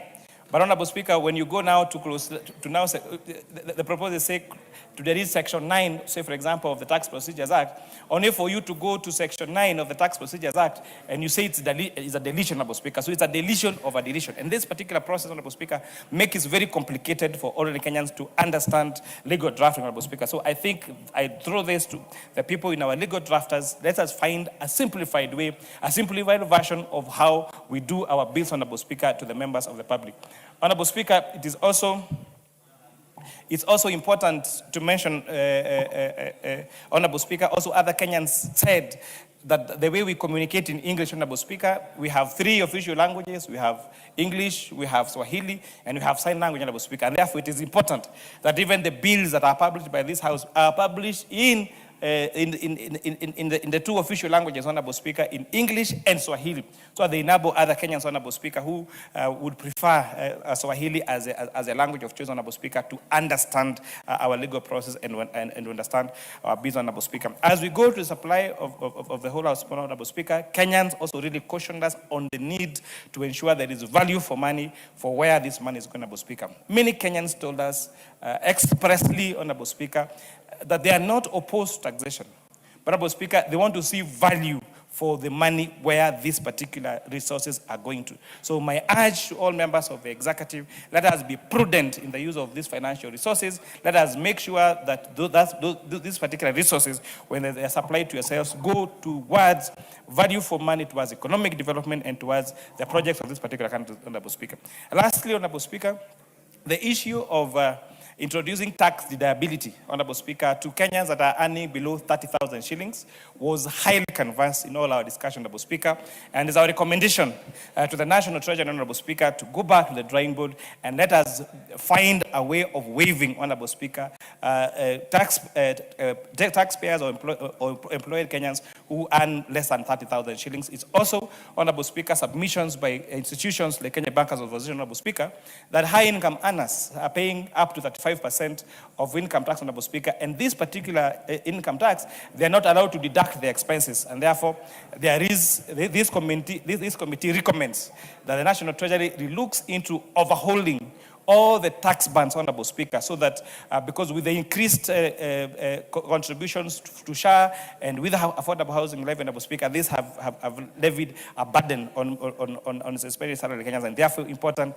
that we consider an overhaul of these tax bands, Honorable Speaker. We tried to do that in our report, Honorable Speaker, but realized the data that we need to analyze would be immense. So we ask National Treasury, because you have the tools to do that, let us analyze and do an overhaul on all of a pay-as-you-earn bands, Honorable Speaker. With those many remarks, again, I want to thank the dedicated team of the members of the Finance and National Committee, Honorable Speaker, our staff that worked through weekends, through the night, Honorable Speaker. We were leaving even this time to come to this, to do this, our report. We left the hotel in the morning, Honorable Speaker, and I want to thank them for that dedication. Those many remarks, I beg to move, and I ask the Honorable CPA Julius Ruto, the MP for great member of KSS, to second. Thank you, Honorable Speaker.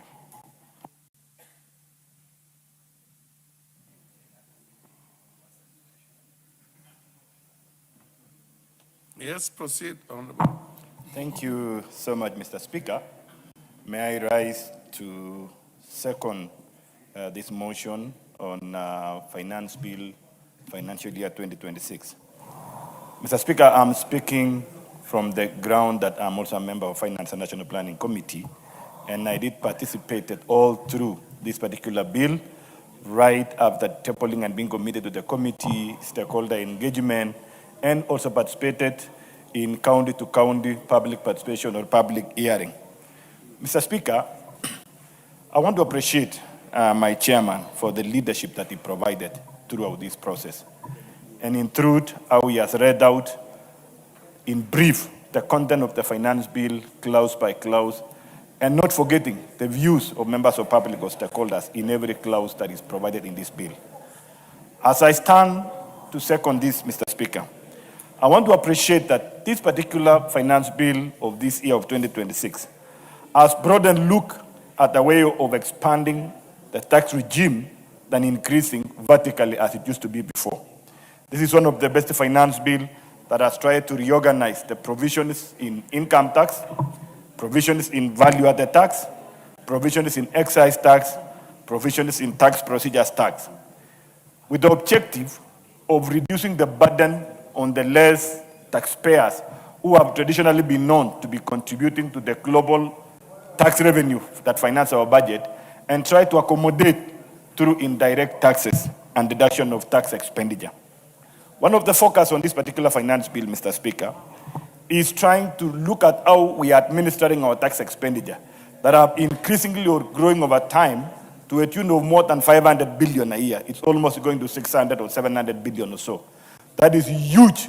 That, of course, the intention and the objective is to intervene and absorb the burden and pressure on expenditure of disposable income for our taxpayers. However, it is also taking away the advantage and the opportunity to direct resources on the critical expenditure part of our revenue, so that we're able to lessen increasing taxes on the few, but derive a balance on all the hands of the society, so that those who are earning less, those who are earning more, are able to contribute in an equilibrium level and be able to achieve the service together in a fair and distribution. And therefore, this finance bill has looked at the issues of VAT. There are many other elements that have been on zero rated, and trying to evaluate the impact of those zero rated over time and the cost element that is bringing about it. And therefore, this finance bill has sought to be able to address those issues and be able to enable the growing expenditure. Because as we speak right now, the Committee of Supplies is coming in, and the total budget that is being read out is 4.8 trillion, showing there is an increase, and that also would require sufficient supply of resources to finance that budget.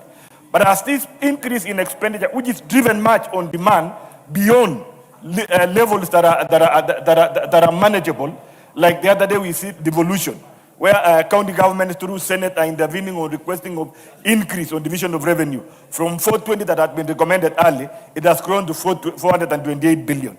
This translates to a pressure in already a pressured expenditure of our fiscal framework. And therefore, it calls out on a balancing element or thought out on how to generate revenue to be able to meet that increasing expenditure.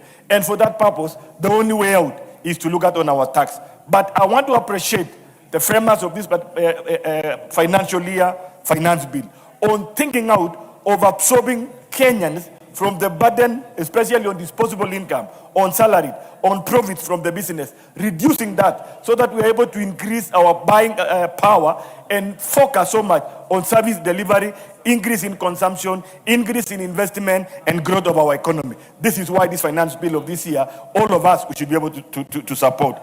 Mr. Speaker, I will not end by not mentioning the few challenges that we went through. One of the biggest challenges that we were facing through when we were going public participation is the level of misinformation and disinformation that is perpetrated by a well-placed human beings or people of the society. Some of them are even leaders that are known of leaders of honor in this particular country.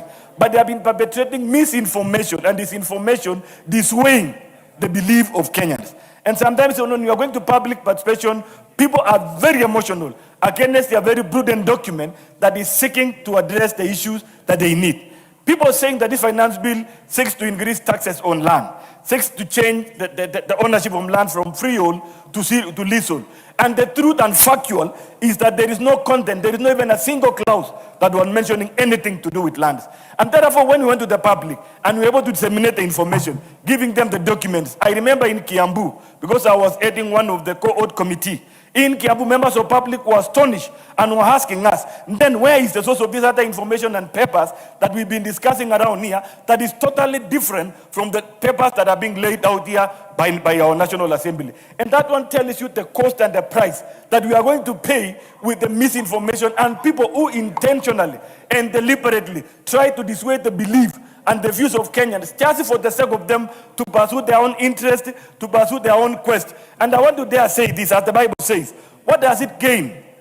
What does it benefit for you to gain the whole world and lose life? And then what does it gain for you to destroy our country just for the sake of your own interest, for the sake of your own, to pursue your own power, for the sake of you to influence the perception of people in your own agenda? It gains nothing when people are disgruntled, when people are, we destroy our own peace, we destabilize our own country, we destabilize our own economy just because of misinformation and disinformation. And I want to call even around the house of media that let them be upheld by the code of conduct so that the information they prosecute, the information they discuss, let them establish the truth and facts so that we're able to inform our people very well and they make the right decision and support the upright policies, the policies that is growing, that is going to grow the nation, not the negativity that is bringing about division, dividing people on political ground, and sell out the opportunity of growing our nation all together and achieve the objective of our constitution. Mr. Speaker, I want to support this particular motion. Again, to ask the executors of this particular budget, more so the devolution.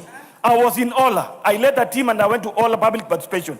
And members of public were crying out that there is an animal abattoir, animal holding that has been promised over 10 years and county government has not implemented. Yet we are going to ask them to give us support to implement policies that are going to raise revenue and they don't realize the objective of that revenue. I want to call upon governors.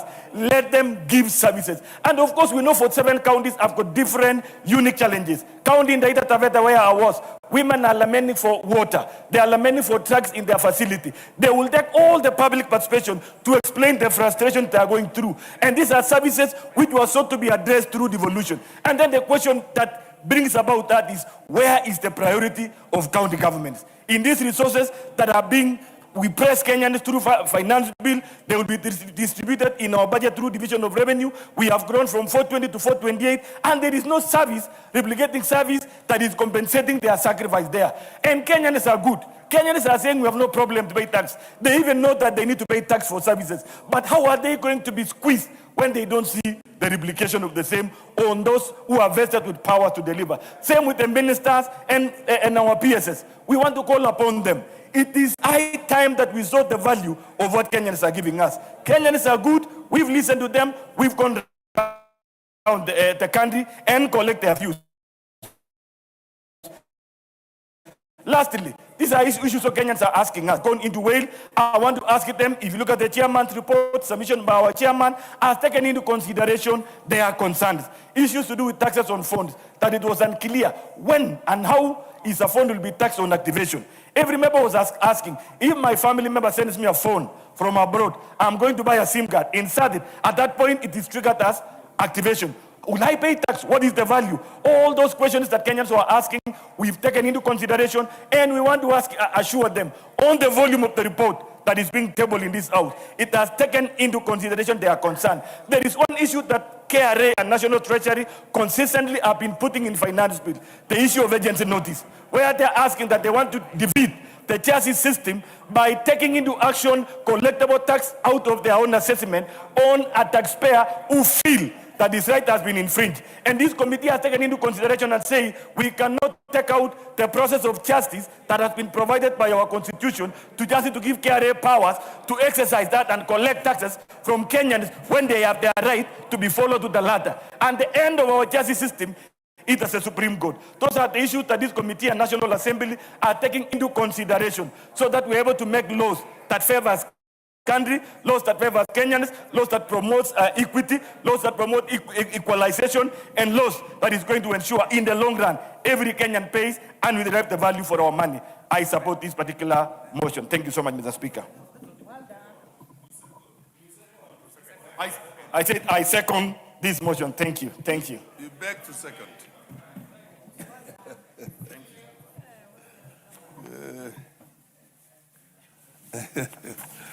Honorable members, I now propose a question that the Finance Bill, National Assembly Bill number 26 of the year 2026 be now read a second time.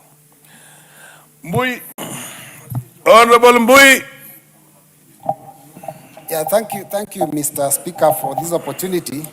Mr. Speaker, I rise to oppose this draconian, punitive, knee in the neck of Kenyans Finance Bill of 2026. And Mr. Speaker, I want to first begin by thanking the committee, because the committee, in the presentation they have done here, they have confirmed to Kenyans that what the executive had presented is a very nasty document. And that is why the raft of amendments, everything that the chair was talking about kept saying, this was a proposal, this is what we are proposing. So, Mr. Speaker, I want to begin by first dealing with the myths that have been around. The majority leader. Because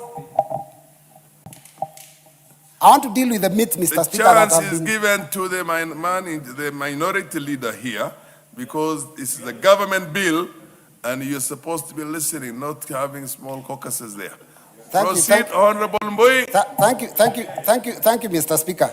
Now, you see, the first thing we must note is that the intention behind the finance bill, unlike what is being sugar-coated, is actually to raise more money from Kenyans. That is the main intention, so that we can be able to support this very heavy, huge budget of this financial year.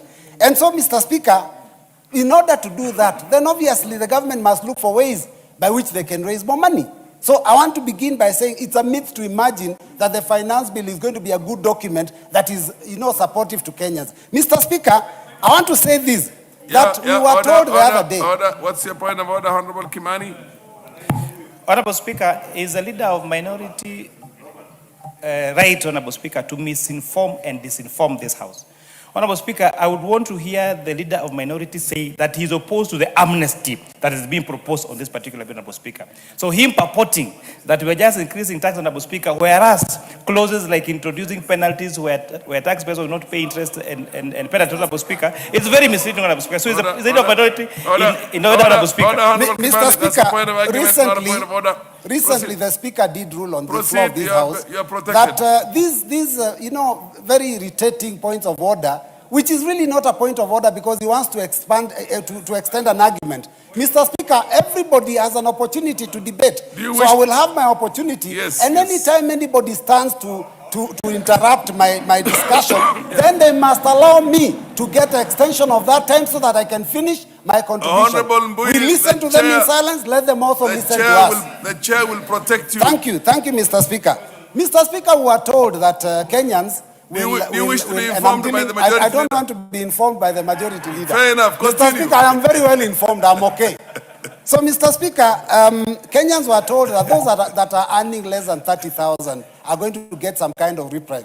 And obviously, Kenyans would expect that this being the bill that deals with taxation, that is where something of that nature would be done here. Mr. Speaker, it is nowhere near, and it is not even presented here. But, Mr. Speaker, it is also important to say, when you listen to the mover of this motion and you're saying that this bill is intending to widen the tax bracket, Mr. Speaker, what it means is that they are looking for opportunities and ways so that they can be able to tax more and find ways by which they can take money out of Kenyans' pockets. Now, Mr. Speaker, let's talk about the reality of what this bill is going to do.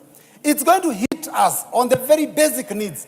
Abraham Maslow told us that there are 3 basic needs a human being has, and that is food, that is clothing, that is shelter. Mr. Speaker, this bill is actually going to tax clothes for those people that cannot afford new clothes.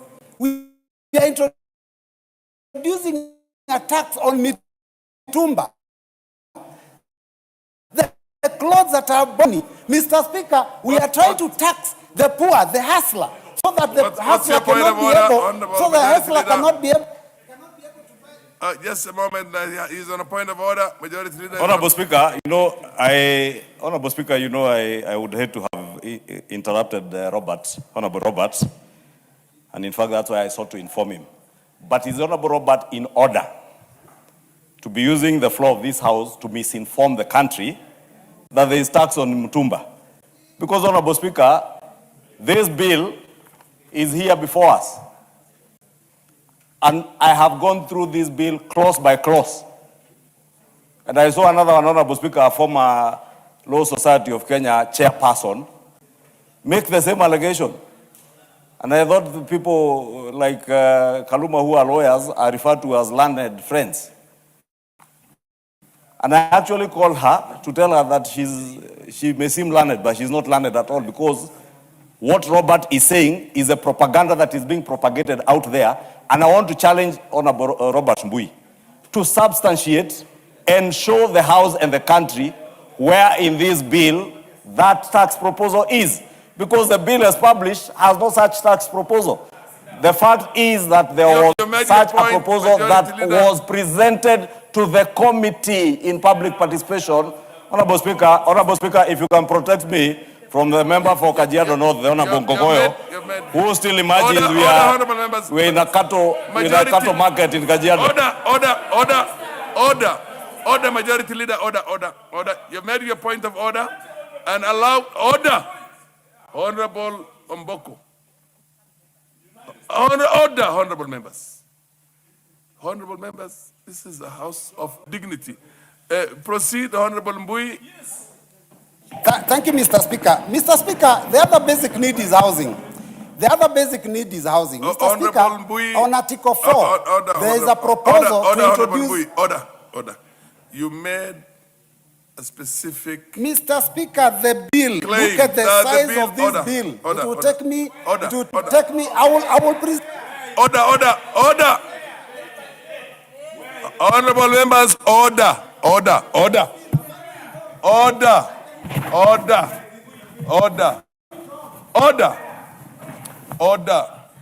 You are not supposed to engage an honorable member across the aisle. This is a house of dignity. Honorable Mbui, it is order. Honorable Mbui, the Hansard will bear out. You said that in this bill, Mitumba are taxed. He said that it is not true. Factually, you are misleading the House and the public at large. Could you proceed now and substantiate where and which clause is it that? Those are the basic rules of the House. Mr. Speaker, this is a huge bill. I mean, for me, I will have to go through these clause by clause so that I can find it. Mr. Speaker, Allow me to proceed, Order, and I will order, get you. order. I will get the clause. Order. You want to Mr. inform Speaker, who? one of my members can inform the House. Do you wish to be informed? Yes, from By who? any of my members who has got it. Who is saying point of information there? Honorable Munyoro. Yeah? Honorable members, I want to draw your attention to Standing Order number 91. A member shall be responsible for the accuracy of any facts which the member is true and may be required to substantiate any such facts instantly. Instantly. Order. Honorable member. The chair is order. Honorable Mbui, order. Honorable Mbui, you have Honorable Mbui. Are you on a point of information? Yes. And you for who? Honorable Mbui. Yeah, but there's a matter that precedes that.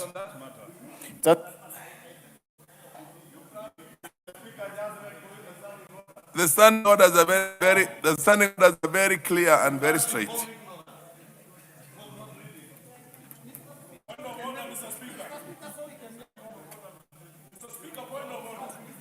Point of order. Standing order number 91. Order, Honorable Mbui. Standing order number 91-2. If a member If a member has sufficient reason to convince the Speaker that the member is unable to substantiate the allegation instantly, the Speaker shall require that such member substantiates the allegation not later than. Now, proceed now, but then if somebody who is on a point of information, Munyoro. Okay, No. What's your point of order? And there's a point of information that's been already, somebody's on a point of information, and the Honorable Mbui, do you wish to be informed by the Honorable Member? Is it Munyoro? Munyoro, proceed. Thank you. Thank you, Honorable Speaker. I think Mr. Mbui misspoke because he meant the tax that was to be introduced on new clothes, because there was a proposal in that finance bill, and I want the majority leader to confirm that. Yeah. Order. Honorable Mbui, there's the order. Honorable Mbui, either you substantiate or you withdraw. Yes. So, Mr. Speaker, what I will do, yes. For the interest of time, because I can see members want to yes, into yes, my time, yes. I will withdraw that comment. Fair enough. And then I will substantiate it later. Fair enough. But I will withdraw it for the purpose of my contribution. Mr. Speaker, now, I hope they will not stand up and say that there is no proposal to tax, to tax rental income at a higher rate. In fact, the proposal here, Mr. Speaker, there's an introduction of a new tax that they are calling the non-resident rental income tax, which is going to be charged at a rate of 30%.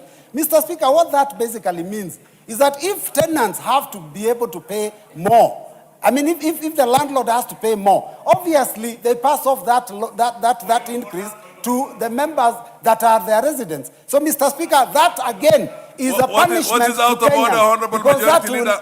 I'll give you sufficient time. Honorable Speaker, again I rise on Standing Order 91. Yes. On responsibility for statement of fact. Honorable Speaker, the Honorable Mbui purports that there is a new tax on rental income.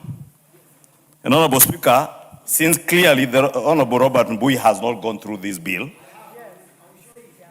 let me help him. It is under clause 4 of the bill. And the bill, Honorable Speaker, I have given him an opportunity to raise on a point of order, and he claims that you're misleading. Allow order. Honorable Mboko. Order. His point of order. Your point. Order, honorable members. Honorable Mboko. When the The chair is on his feet. Robert. You are supposed to freeze. You may order. You just said that there is a rental income and there's a tax on that. And he's asking you to substantiate that fact. Proceed and substantiate. Honorable Speaker. Order. The rules are very clear. When you make order. If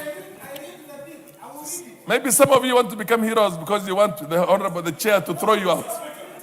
Omboko, order, Honorable Omboko. Why don't you just listen? The Honorable Omboko. I know you are a first timer in this house. Order.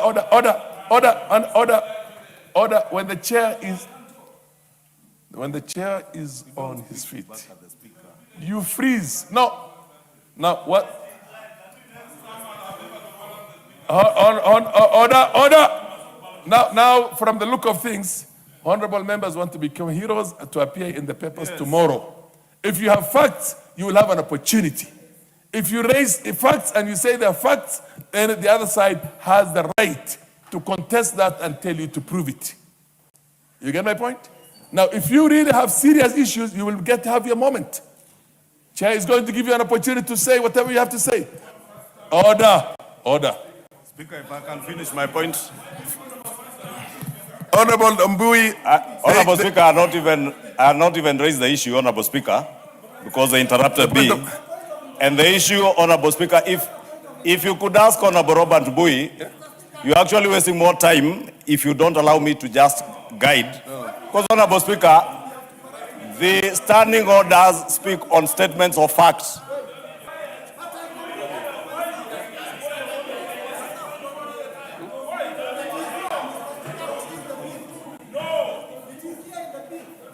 Honorable Speaker. Honorable Mbui, I am going to give you all the time for you to make your point. Order. It is not your business to control him. It's my business to control him.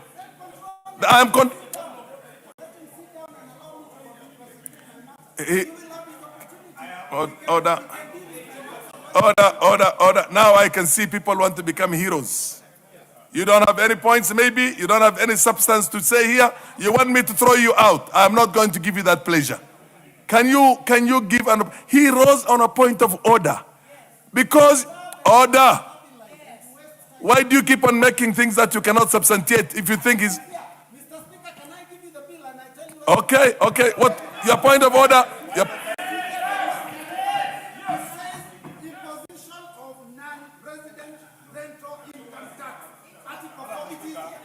Why do you say it's not in the order? Order.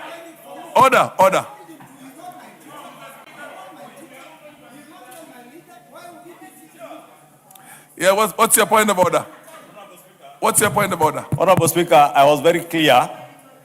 I rose on standing order number 91 on statement of fact.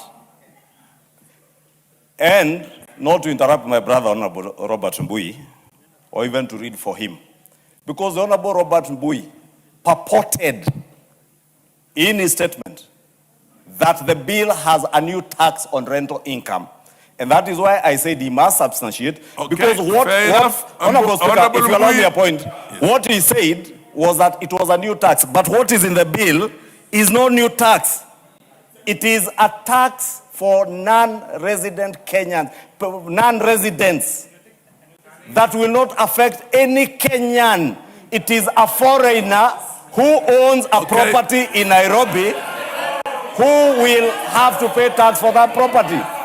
Therefore, Honorable Speaker, the Honorable Robert Mbui is behaving like Kalonzo Musyoka, who told us that we are converting freehold land into leasehold land without reading the bill. Order, Majority Leader. Order, Majority Leader. Order. Now, Honorable Mbui, continue. Proceed. Ordinarily, Honorable Mbui, order. Thank you, Mr. Speaker, for the protection. Order. I will protect you. Thank you. Just allow the House also to be orderly. Thank you, Mr. Speaker. So this non-resident rental income tax is actually at the rate of 30%. And what I'm saying is that anyone... Honorable Mbui, yes, ordinarily, your time would have been up, but I'm giving you 5 more minutes for you to proceed. Thank you, Mr. Speaker. So ideally, and my argument is that any time that you impose any taxation, any extra taxation on a landlord, the person that suffers is actually the person who is a tenant. So that is what I'm looking at, the possibility that these will be passed on to our citizens. Mr. Speaker, there is also taxation on digital platforms. Mr. Speaker, digital platforms, and they have not even been defined here, but digital platforms, Mr. Speaker, are those platforms where we trade with online. And we are talking here about things like Uber, we are talking about all those online platforms. All these are being taxed. Mr. Speaker, we are also proposing, there's a proposal here to tax what we are calling payment networks. And Mr. Speaker, here I see M-Pesa, Airtel Money, all of those falling into the tax bracket. And therefore, that means the transactions that, and you know that M-Pesa and Airtel Money are the banks of the hustlers, because some of them cannot be able to put money in actual banks. So that also is being taxed. Order, majority. Payment cards. And here we are talking about Visa and MasterCard, Mr. Speaker. They are also being, the service fee is also being taxed. Mr. Speaker, I want to move on to the issue of the tax procedures. And Mr. Speaker, I remember very well the current president, he told Kenyans that when he becomes president, he's going to try and make sure that the Kenya Revenue Authority becomes a Kenya Revenue Service. Mr. Speaker, now I can see Kenya Revenue Authority is going to become a Kenya Revenue Force. And Mr. Speaker, this is why I say that. Mr. Speaker, there is a proposal to allow the commissioner to use data driven from tax assessments, from third parties, to be able to determine how much tax one should pay. Mr. Speaker, even in the same industry, business concepts are different. Two people can have a hardware of the same size, but one of them is making profits and the other one is making losses. How can you decide that you're going to use data to determine how much someone owes? And Mr. Speaker, it is even scary because the previous system was like this, that if the taxman hits you with a tax bill, you can be able to negotiate, and if you are not happy, you can go to court. Mr. Speaker, the proposal that the executive has presented to this House is that you must pay before you go to court. And even as you are in court, your money will be tied. Even if it takes 10 years, your money will be tied. The commissioner is being given unfettered powers, Mr. Speaker. Powers that cannot be given to anyone. And Mr. Speaker, the fear is that if you do that, you weaponize Kenya Revenue Force so that they can be able to implement those assessments by themselves, decide that you owe 100 billion and come and tell you to pay. And if you don't pay, they freeze the accounts. Mr. Speaker, these are things that we cannot accept. These are the things that will punish Kenyans. But I'm happy because I've seen an attempt by the committee to actually refuse some of those things. Mr. Speaker, even though we are talking about them, the fact is that until we go to committee of the whole House, they still remain on print and they still remain the proposals of this executive. Mr. Speaker, there is a proposal to shorten the time that you do your returns at the end of the year. The proposal is that the normal 6 months are going to be shortened to 4 months. Mr. Speaker, basically what it means is that you are likely to have more people defaulting because they are unable to do their returns on time and therefore they get penalized. So, Mr. Speaker, this is another way of attempting to get money out of Kenyans through penalties. Mr. Speaker, the period given of 6 months was enough. Let it remain as it was. And worse still, there's a proposal that those who have nil returns have to do their returns within a month. Now, the people with nil returns, Mr. Speaker, have to now look for an auditor, an accountant, put their books in order quickly within a month, before a month is over. That basically, again, exposes them to the possibility of default. So, Mr. Speaker, I want to say this bill is a bill that is not helping Kenyans. It is a bill that is hurting Kenyans. And this is the reason why Kenyans are constantly dissatisfied with this regime. Mr. Speaker, we will propose amendments to this bill, all the way from the first clause up to the last clause. Because, Mr. Speaker, we will not say we reject the bill, but we will amend the bill and remove any increase of tax that is being imposed on Kenyans anywhere in this bill.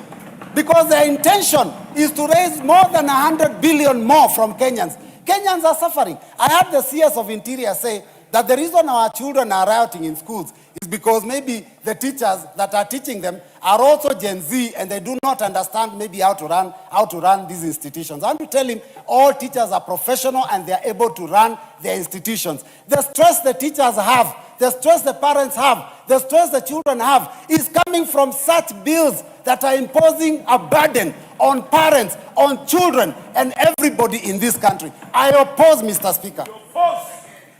The Honorable Majority, would you want to present yours now? Thank you, Honorable Speaker. Honorable Speaker, I rise to support this bill and begin by thanking the Finance and National Planning Committee first for the very extensive public participation that they carried out on this bill.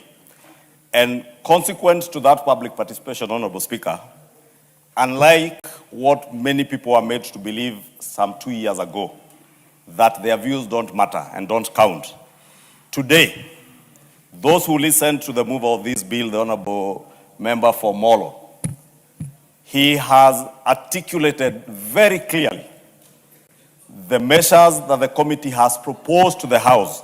And it is good that Kenyans understand that the bill as published, we debate it, as Honorable Robert Mbui was saying, we debate what is published, informed by the views of the public following public participation, which then informs the amendments that my brother Robert Mbui is speaking to.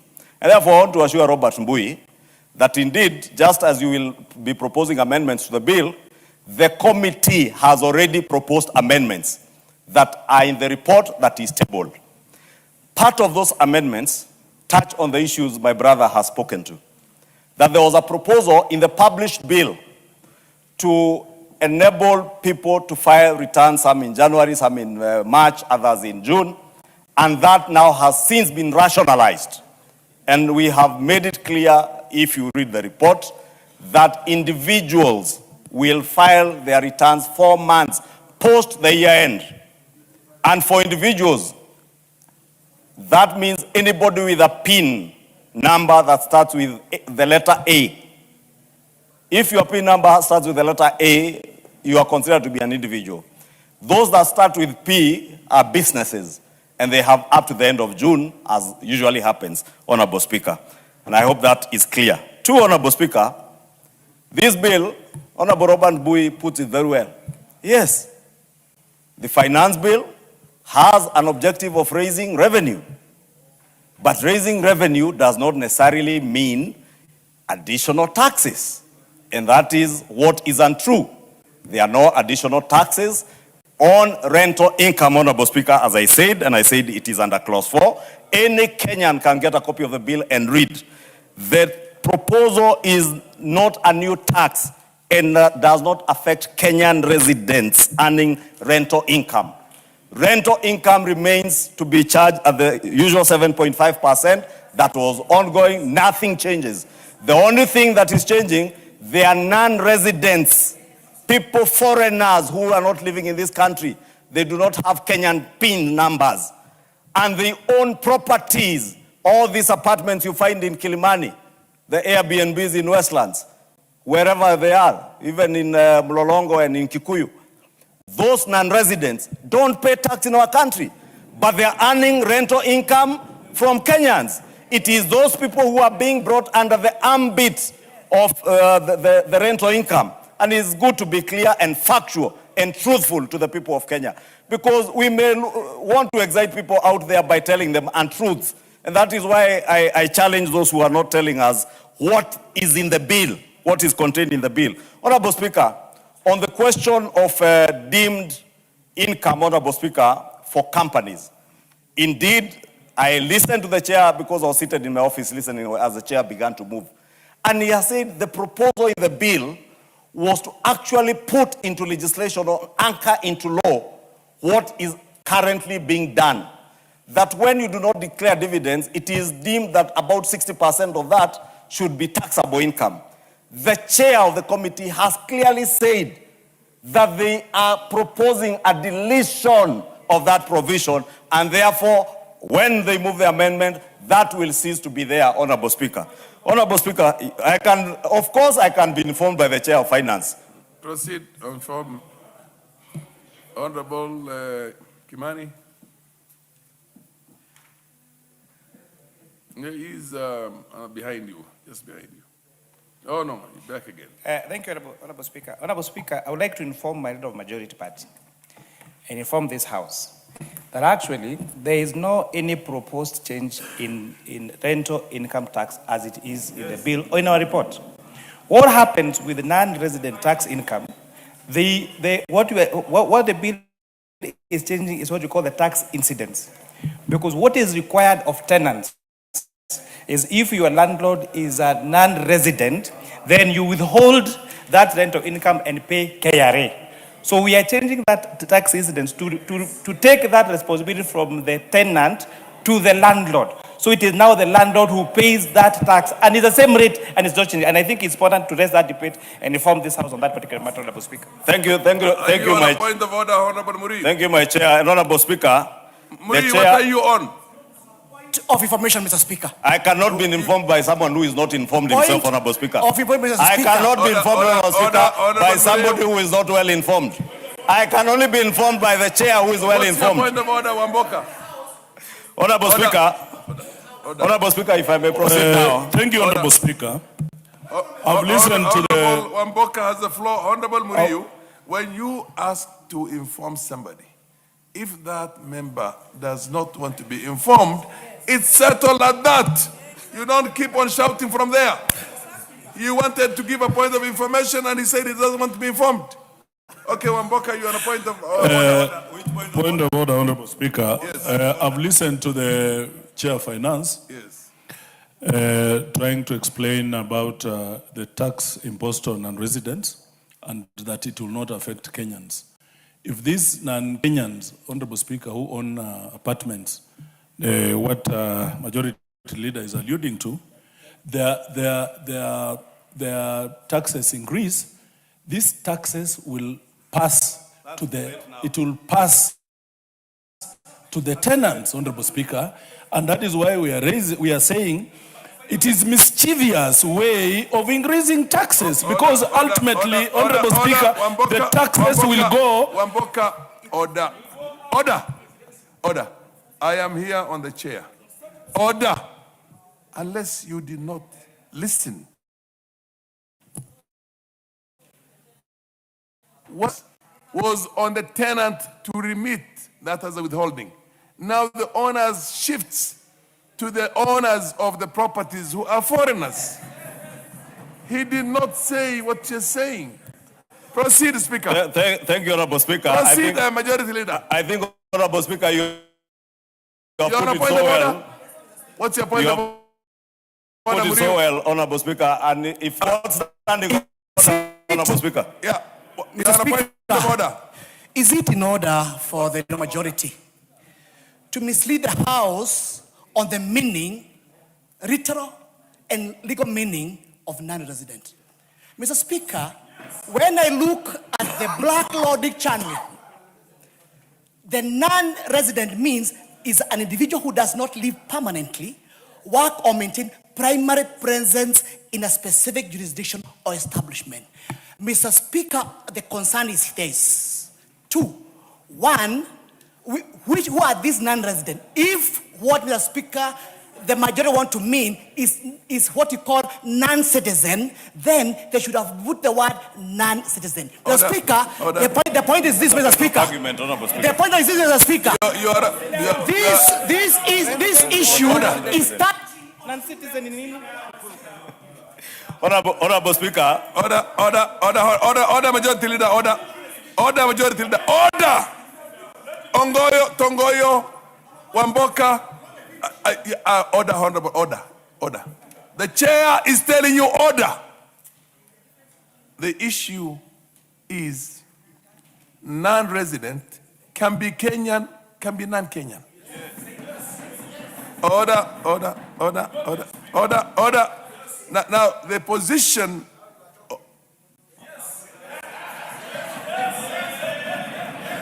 order can be Kenyan and non-Kenyan. But the catch is somebody not listed in the tax systems we have in here. A non-resident is somebody who is not not paying taxes because he is not a resident here. Does not have a PIN. Order. I'm just trying to break down. And if I'm wrong, you tell me. So the idea, order. The idea, if I may get or the wisdom, is that whoever has access to rental income, whether citizen or no citizen, and is a non-resident, must have a PIN. Is that what it is? Because the onus will be on that person who resides outside the country to remit the taxes instead of the tenant doing the remission.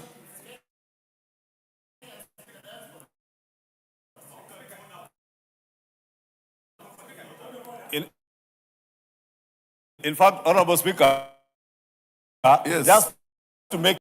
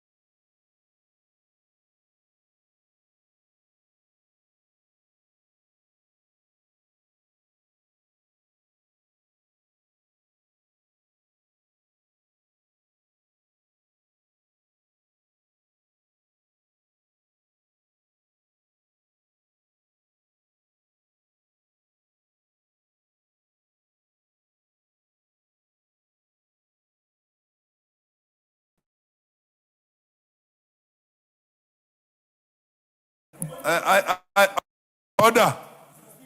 What meant was that whether citizen or no citizen or non-citizen, as long as you have you collect rental income from here and you are not a resident in Kenya, is that what it is, Kimani? Yes. You are not a resident in Kenya. Yes. Then the honors of remitting that taxes to KRA was on the tenant. Was on the tenant before. Now it falls on you, whether you are a citizen or not citizen, as long as you are a non-resident. Yes. You want to inform who? Yes. Okay. And where was it? You read. We are not again, Mr. Speaker. You're informing me. I'm informing the leader of majority. Yes. In any case, Honorable Speaker, what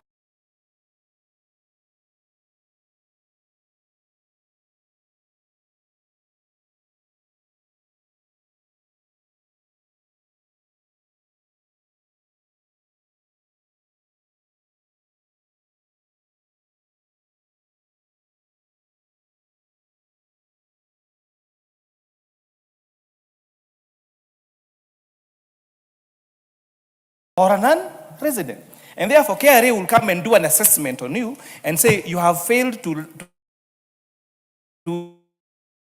remit withholding tax to KRA on your penalties and interest. So you are being punished and you do not know whether your landlord is a tenant or not, or is a landlord or is a resident or a non-resident.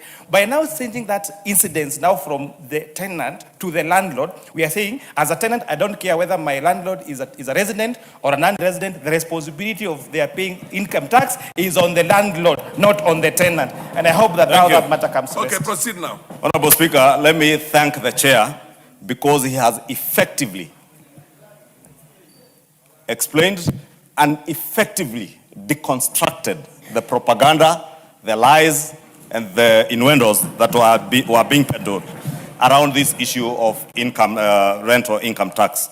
Honorable Speaker, I had submitted on the question of the deemed income for people who are not paying dividends, and I made it clear, as the chair had very well articulated in his moving, that they have made a proposal to delete that particular provision to allow businesses in the country to be able to hold even retained earnings for future investment and to grow their companies and therefore create job opportunities for Kenyans. Two, Honorable Speaker, I wanted to agree with my brother Robert Mbui when he said that indeed the finance bill has an objective of raising revenue, and it is true. And I had said raising revenue does not necessarily mean increasing tax or introducing new taxes, and that is why we wanted to disabuse that notion that was being peddled that tenants will suffer. Well, what the bill is doing is saving tenants from the punishment of being penalized for not collecting withholding tax for people who are not resident in Kenya. Honorable Speaker, is it true that the finance bill then has an objective of raising revenue? We cannot look Kenyans into the eyes and tell them that we are not raising revenue. We are raising revenue. The question is, from whom are you raising revenue? The Finance Committee, in their tax VAT exemptions, have proposed to do away with a bit of the proposals that were there in the bill, touching on inputs on raw materials for animal feeds, touching on our sugar sector transport costs, and that is being deleted by the committee. If you listened, and it's good always to read the committee's report, that is why it was tabled before we began this debate, Honorable Speaker. Honorable Speaker, more importantly, where then are we raising this revenue from? We have people who are importing choppers and light aircraft into this country. Luxury and means of transport for the rich. We are going for the rich.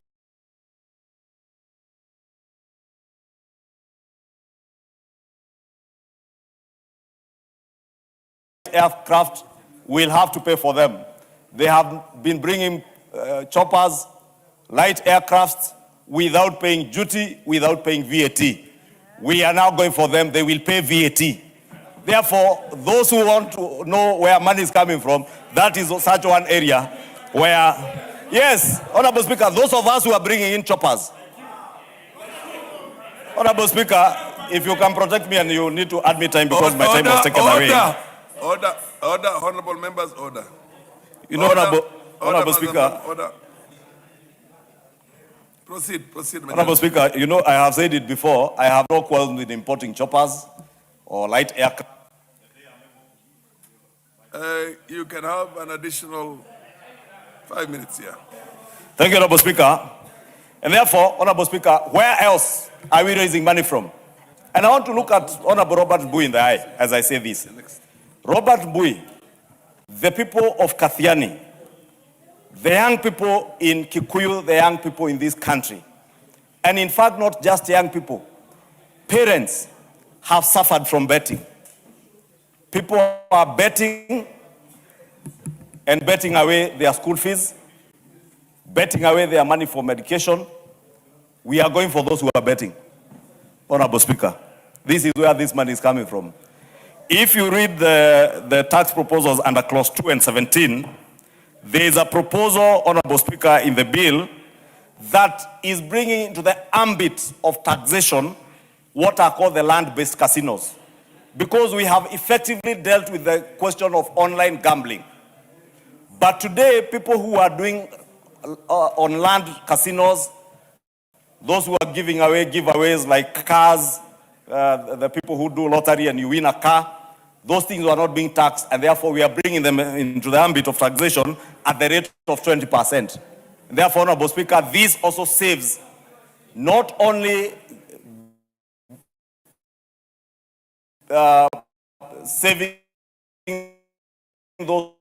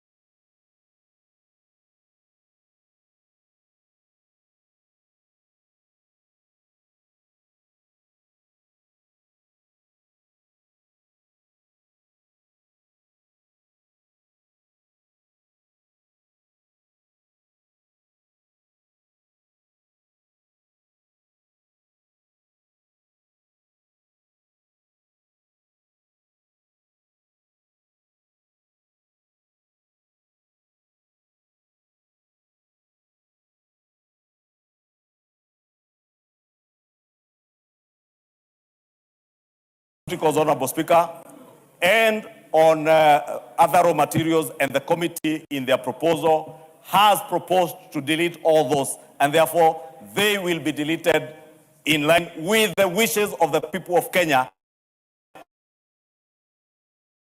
during public participation. Finally, Kaluma and the chair have divergent views on this one. Honorable Robert Mbui spoke to it, me as KRA, and I go to the tax tribunal. At what point will I be forced to pay before I appeal? Honorable Speaker, the proposal that is there that the committee has proposed to delete. The proposal was that when you go to the tribunal, you pay your tax 100%. The committee has proposed to delete that. But I beg to disagree. Because what has been happening, Honorable Speaker, very huge taxpayers get assessed probably 100 million shillings. Additional 1 minute. Honorable Speaker, you can inform the House you are adding what from the disruptions. Honorable Speaker, I was saying when you assessed your 100 million shillings, you have the right to go to a tribunal. Robert Mbui was telling us that Kenyans will not go to court. The tribunal is appointed by the judiciary. It is a quasi-judicial process. You have the right to appeal to the High Court all the way to the Supreme Court. The proposal the Finance Committee has brought to us is to delete that proviso, but I was of a different view, that at the point you are assessed, if you go to the tribunal and the tribunal upholds the assessment by KRA, you must pay something, and I would be proposing at least you pay 50% of what is being demanded as you appeal in the High Court, Honorable Speaker. Because it is a game of chances and probability. The case in the High Court and all the way to the Supreme Court could end either way. Because what has been happening, Honorable Speaker, is people are using the judicial process, whereas many poor Kenyans and young Kenyans are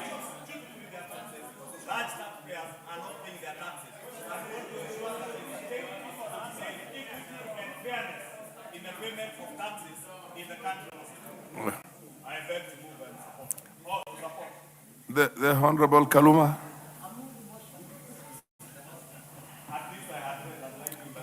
They will be. I thank you. Order.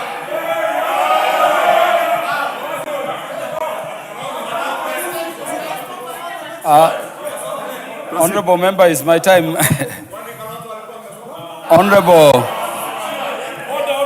Honorable Speaker.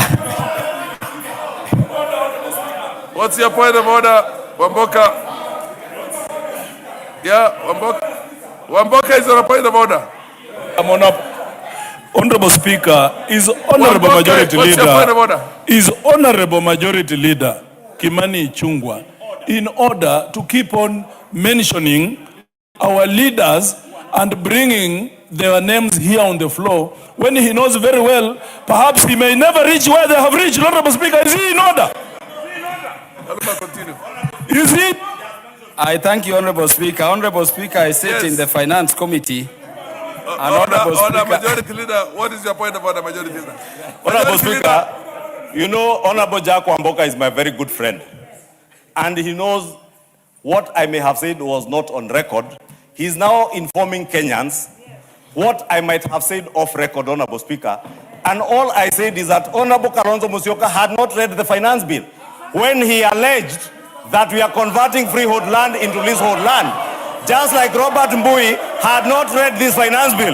Just like the other man from Wamonyoro has told them to come and make noise in the House instead of contributing ideas on how we can raise taxes. Order, Majority Leader, order. You know, Honorable Speaker, these people have been mobbing. Order. Order. Honorable Kaluma, proceed. I thank you, Honorable Speaker. Honorable Speaker. What is your point of order, Honorable Mbui? What's your point of order? What's your point of order? Mbui, order. Order. Thank you, Mr. Speaker. Order. Honorable Kalasinga, order. Order. Order. Oh. Order. Thank you. What's your point of order? Thank you, Mr. Speaker. Thank you, Mr. Speaker. I have Mr. given the Speaker, floor to Honorable Mbui. Thank you, the rest Mr. of you Speaker. be quiet. Mr. Speaker, Silence. with all due respect to the majority leader, Yes. who, tells us that he understands the standing orders. Yeah. Is he in order Yes. to discuss a member who was a former vice president, most likely the next president, Honorable Kalonzo Musyoka, without a substantive motion? Is he in order? Yes, what's your point of order? Order. Gracious lady, Wamuchomba is on a point of order. What's your point of order?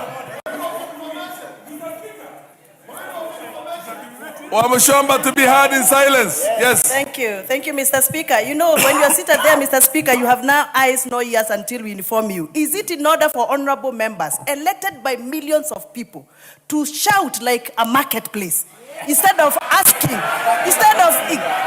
is it in order, Mr. Speaker? Is it in order? Order. No, Order. I'll give you. Order. Honorable Kaluma has the floor. I thank you, Honorable Speaker. Honorable Speaker, I sit in the Finance Committee, and Honorable Speaker, this has been the most difficult finance bill to process because, Honorable Speaker, it is being done in a very constrained economic environment. We were looking at how to ensure that tax administration is efficient without, of course, increasing taxes, Honorable Speaker, because as people have been saying, the tax burden on the individual is very big. We were looking at how to broaden the tax base and to get everybody to pay their due taxes there, for Honorable Speaker, without having any tax increments. And I wanted to confirm, Honorable Speaker, that as a committee, we did not just go throughout the country, but we sat for very long hours. So much so, Honorable Speaker, that by yesterday, when we were still sitting to process the report, I remember the chair called to be asking, what are you still sitting over because of exhaustion? Of course, I want to be grateful to the Kenyans who gave their views on these taxation measures, and they have been integrated.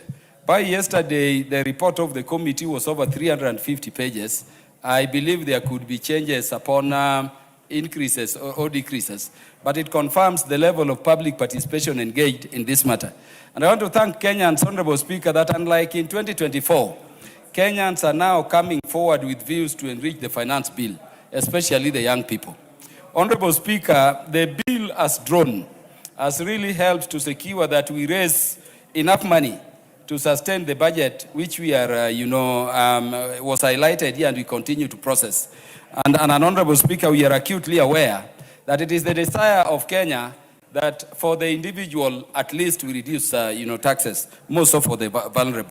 And so I'm in support of this bill, Honorable Speaker. We went through them clause by clause.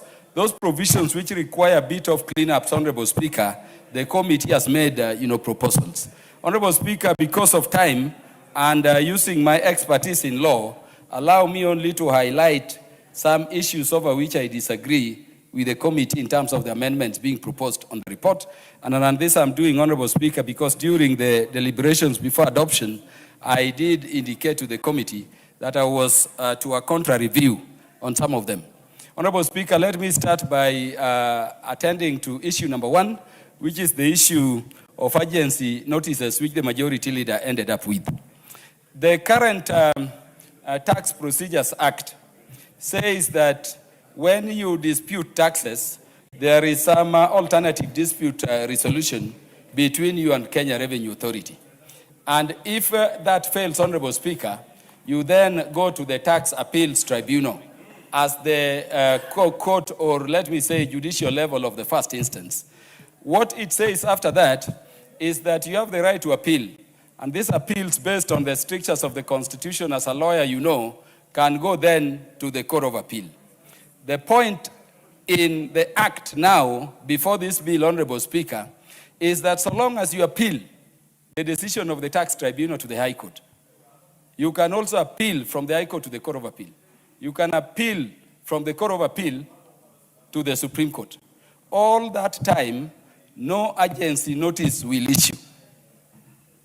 And in the bill, Honorable Speaker, the chair under whose name the bill is brought, the bill as drafted proposes, Honorable Speaker, that while agency notices will not issue when you are moving up to the Tax Appeals Tribunal, when you are now moving from the Tax Appeal Tribunal, the Tax Appeals Tribunal having listened to the parties and resolved that you owe the government money in terms of taxes, the bill is proposing that if you need any further stays, you now go to the High Court on appeal and you apply for stay in the High Court. Or if you move from the High Court to the Court of Appeal, you apply for stay there. But the fact that you are appealing does not automatically operate to stop you from discharging your obligation to pay the due taxes, because it is already determined by the tribunal after the attempts at alternative dispute tribunal. And Honorable Speaker, I wanted to say that you are a lawyer like me and a very senior one. Even for purposes of civil litigation, once you have an injunction, you go to the court of first instance. When you go to the Court of Appeal, there are applications we usually make under 52B for stay, if you want them. And then the court will consider whether you are appealing, Honorable Speaker, on good grounds, or you just have a frivolous appeal so that you continue enjoy stay to give it to you. So I wanted to disagree with the committee, because the committee is seeking to reverse us to the previous situation, where so long as you have appeals pending, for howsoever they are hard, because we have not limited them in terms of time, and like elections, disputes, there will be automatic stay. What it does, Honorable Speaker, is that this money is with the person indefinitely as long as it's pursuing appeal, even if that appeal is frivolous. So I agree with the bill and disagree with the committee that indeed, up to the level of the Tax Appeals Tribunal, let agency notices be frozen.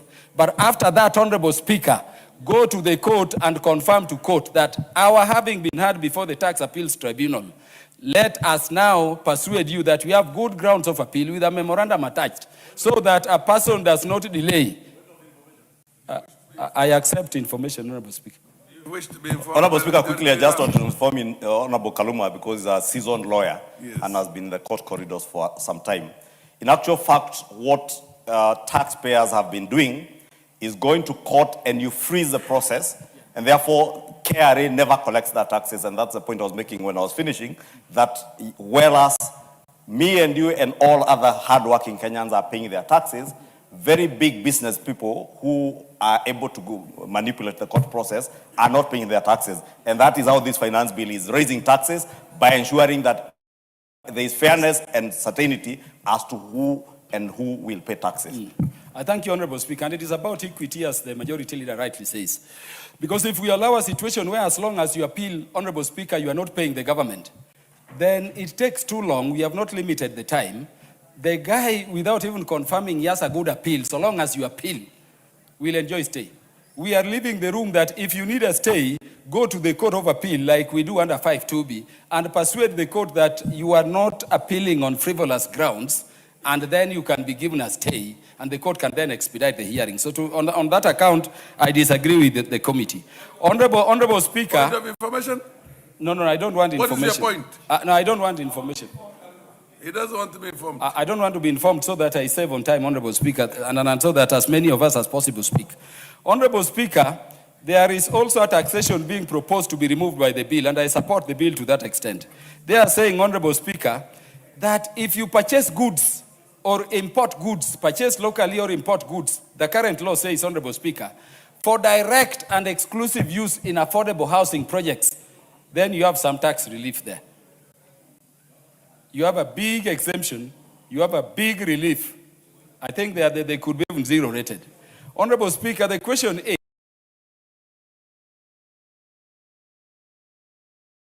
buying for construction are for direct and exclusive use in affordable housing. And KRA came before us and they said, it is difficult to prove. To the contrary, what has been happening is that once you get an affordable housing contract for a single apartment somewhere, Honorable Speaker, you are doing your private property elsewhere, and you are getting that relief, you are distorting the market for the other people. the committee has proposed in the report, Honorable Speaker, to also delete that provision, and on that I disagree with the committee, so that the bill remains as is. Honorable Speaker, there is this issue of funds which has been debated for very long. And honorable members, let me tell you, we met the PS for Treasury last Friday. When the PS came, they said there is a reason as to why they were making those proposals. By the time they were leaving, we still didn't agree on the idea that taxes become due on activation. And they confirmed to us that even on their part, they still need to clarify that area. And so we agreed as a committee with the Treasury that maybe the issue of activation be removed. But there was a fundamental point made, honorable members. And the point, honorable members, was that currently the dealers in the telephony industry prefer to import phones through Tanzania and through Uganda. Why, Honorable Speaker? Because the import-related taxes we levy, and the levies we put, including railways levy, on importation of phones are too high. So they would rather import through Uganda or Tanzania than they get rerouted. And so there was a proposal, if we leave aside activation, that we bring our level to the level of the East African community so that we don't become a secondary market, but we can also allow importation of funds directly and we continue to benefit as others. And Honorable Speaker, on that account also, while at least I agree with the committee on removing the provision that you will deal with those issues at the point of activation, which, Honorable Speaker, are impracticable even to implement, and we wait for the Treasury to cleanse them up. Do you wish to be informed by Muchomba? Yeah, Honorable Speaker, I'm worried about time. You have 1 more minute, so Muchomba, do you wish to be informed? Honorable Speaker, I think the time that there was good debate, and this is a very critical You have 2 minutes. Do you wish to be informed or not? Say yes or no. Honorable Speaker, I thought I had 4 minutes. Okay. No. Because, Honorable Speaker, you know, Parliament was established because there can be no taxation without representation. And I want to thank you, Honorable Speaker, for allowing this engagement. But when we were engaging, my time was running, Honorable Speaker. Could I have my 4 minutes? Because I don't think they have been taken into account. You have 2 minutes. Proceed. Yes. Yeah, so, Honorable Speaker, the thing is that if we collapse the entire provision, then we are going to a situation where Kenya economically is at a competitive disadvantage against the East African community countries, and people and dealers will still import through them and return here for sale secondarily. And so as we allow them to deal with the issue of activation to avoid funds coming from all over without taxes being paid on them, which is the situation in Kenya, and they said they would be refining it, we bring it later on, the taxes which were proposed for removal, Honorable Speaker, we agree they be removed so that the funds are cheap, and Honorable Speaker, so that we are also an attractive import destination for funds and we can get those taxes related to imports. Honorable Speaker, my major issue has been this thing called zero rating. Honorable Speaker, the Treasury came before us, and if you look at the bill, there are so many goods which we are being proposed to be removed from the zero rated category to go to exempt. And there is a reason for it. The Treasury and KRA told us that maybe the goods with zero rate should be goods which are being used in export, or those processed in EPZs for good reasons that we want to be competitive in terms of, getting foreign exchange. But Honorable Speaker, we were told that while list with zero rate goods, there is no commensurate benefit to the people down there. You will zero rate, let me say bread and others, they still remain zero rated. I'm just using as an example. But what happens, Honorable Speaker, is that the bakers, instead of employing more bakers, are employing accountants to seek tax. And it was confirmed before us that tax expenditures on refunds alone, like last year, it was being estimated at around 510 billion. So we are collecting money from poor people. We are giving them to a few people who are not passing benefit to the consumers. And so I was saying that unless there is good explanation and philosophy, we should not have that category where goods are just being thrown without proper logics. Because there was a clarification that it should be for export, every other thing be removed. And I would be requesting that when the committee will be moving that amendment, Honorable Speaker, I will put my dissent and they can be addressed. Because of time, I would have addressed the issue of amnesty, which is about the duty of people to pay taxes when due. I'm against such provisions, and I will be proposing the addition. Honorable Mazamza. Asante sana Mheshimiwa Spika. na mimi nainuka kuunga mkono mswada huu Mheshimiwa Spika. Mswada wa fedha katika taifa lolote Mheshimiwa Spika ni mswada ambao unazingatia matumizi katika nyanja tofauti ya taifa Mheshimiwa Spika.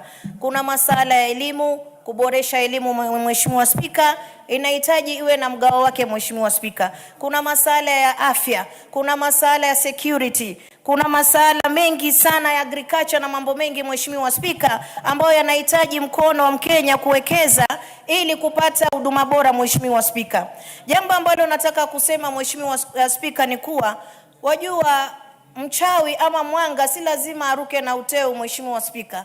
Kuna wanga wengine ambao ni wanga tu hata kwa roho mbaya na fitna na mambo ya kupotesha wananchi Mheshimiwa Spika. Mheshimiwa Spika, mimi nataka niseme hivi. Juzi na jana tumeweza kuzungumzia bajeti ya taifa katika bunge hili. Na wengi ambao ni wenzangu katika bunge hili Mheshimiwa Spika waliweza kuunga mkono, wengine wakawa wanasema hapo iongezeke, hapa iongezeke, pale paongezeke Mheshimiwa Spika, lakini mimi nilikuwa na ngoja siku ya leo niweze kuuliza hii ambao tulikuwa tunasema iongezewe ilikuwa itatoka wapi? Ilikuwa tutakusanya mawe tuongezee kwenye bajeti ama ilikuwa tutatoa ushuru ili uweze kuendelesha hili taifa Mheshimiwa Spika? Mheshimiwa Spika, mimi naangalia barabara zetu za Kenya Mheshimiwa Spika. Pengine jambo la msingi ambalo wenzetu wangeweza kutuambia, kujenga barabara si makosa, lakini ile barabara unaijenga katika hali gani? Je, inawekwa tu ni blanketi si ambayo imekaa vizuri? Hiyo ndo tutasema hiyo ni corruption Mheshimiwa Spika. Tuangalie hospitali, huduma ya hospitali, madawa yapatikane kwa wagonjwa kwa sababu wametoa ushuru kuweza kulipia yale madawa. Lakini ikiwa kule counties tunapata kuwa wagonjwa wanakosa madawa, hilo ndo swali ambalo upinzani wanafaa kuuliza, wala si kupinga mswada Mheshimiwa Spika. Huduma bora ndio kitu ambacho cha kusisitiza, lakini kulipa ushuru ni haki ya Mkenya yoyote yule kulipa ushuru ili aweze kupata huduma bora Mheshimiwa Spika.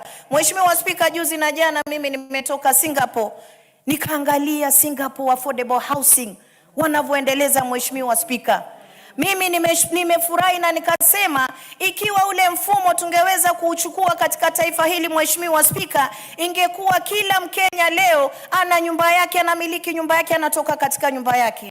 Lakini kwa masikitiko Mheshimiwa Spika, katika taifa letu la Kenya tumeweka siasa mbele, mambo ya kimsingi pia mambo mazuri huwa tunayapinga Mheshimiwa Spika. Nimetoka kule nimeangalia wana mfumo mzuri Mheshimiwa Spika. Kila kijana ambaye ametimia miaka 18 na ameanza kazi Mheshimiwa Spika, katika kanuni za kule ambao tulipata uhuru pamoja na wao Mheshimiwa Spika, wamewekeza kuwa 20% inaenda katika mfumo wa pension, mfumo wa affordable housing na mfumo wa afya. Lakini Mheshimiwa Spika, hao wakikatwa inakuwa ni kama wamepata mahala pa kukaa na wananchi wote wanakaa bila kupata matatizo ya kuweza kulipa rent Mheshimiwa Spika. Katika Singapore wale ambao wanalipa rent Mheshimiwa Spika ni wananchi ambao wametoka nje kuja kufanya kazi. Na ni jambo ambalo mimi naona Mheshimiwa Rais alikuwa anatamani liweze kutendeka katika taifa hili Mheshimiwa Spika, lakini siasa zetu mimi ningeomba kwa yale mambo ambayo ni ya msingi, mambo ambayo ni ya kusaidia mwananchi, tuweke siasa zetu kando, tuangalie mambo ambayo tunaweza kujenga nayo taifa Mheshimiwa Spika. Mheshimiwa Spika, nilikuwa naangalia barabara zao hata waweza tandika ukalala Mheshimiwa Spika. Jambo la Mkenya ambalo nasikitika ni kuwa ushuru wanatoa na ni haki yake kutoa ushuru, lakini ile service ndio ambayo mwananchi wa Kenya anataka apate huduma bora Mheshimiwa Spika, ikiwa ni barabara. Na wengine wetu hapo umesimamia mabarabara Mheshimiwa Spika, unapata barabara imewekwa vipande, lakini pesa ambayo imetumika pale ni chungu nzima Mheshimiwa Spika. Kila mwaka barabara inawekwa vitambara vya kuweza kutengezwa kila mwaka, lakini ikiwa tunaweza kutumia haya mapeni yetu vizuri madhubuti Mheshimiwa Spika, barabara zetu zikanyoka kama mataifa mengine, basi Kenya itakuwa mfano wa kuigwa na mataifa mengine Mheshimiwa Spika. Mheshimiwa Spika, jambo lingine nimetaka kuzungumza katika wawekezaji. Na nimeona kule tulikuwa tunaelezewa, wanasema wale investors wameweza kupunguziwa ushuru ili waje kwa wingi waweze kutoa nafasi za ajira kwa wananchi wao, waweze kuendeleza ule uchumi wa ile taifa, Mheshimiwa Spika. Lakini sisi tumekuwa watu wa kupinga usiku na mchana. Hata tukipewa mwelekeo, Mheshimiwa Spika, tunakuwa ni watu wa kupinga kila siku, Mheshimiwa Spika. Mheshimiwa Spika, naangalia hii finance bill imekaa vizuri kabisa. Imekaa vizuri kabisa, na hata jambo ambalo wamekuwa wakizungumza la mtumba, na mimi nataka niambie mama mtumba kule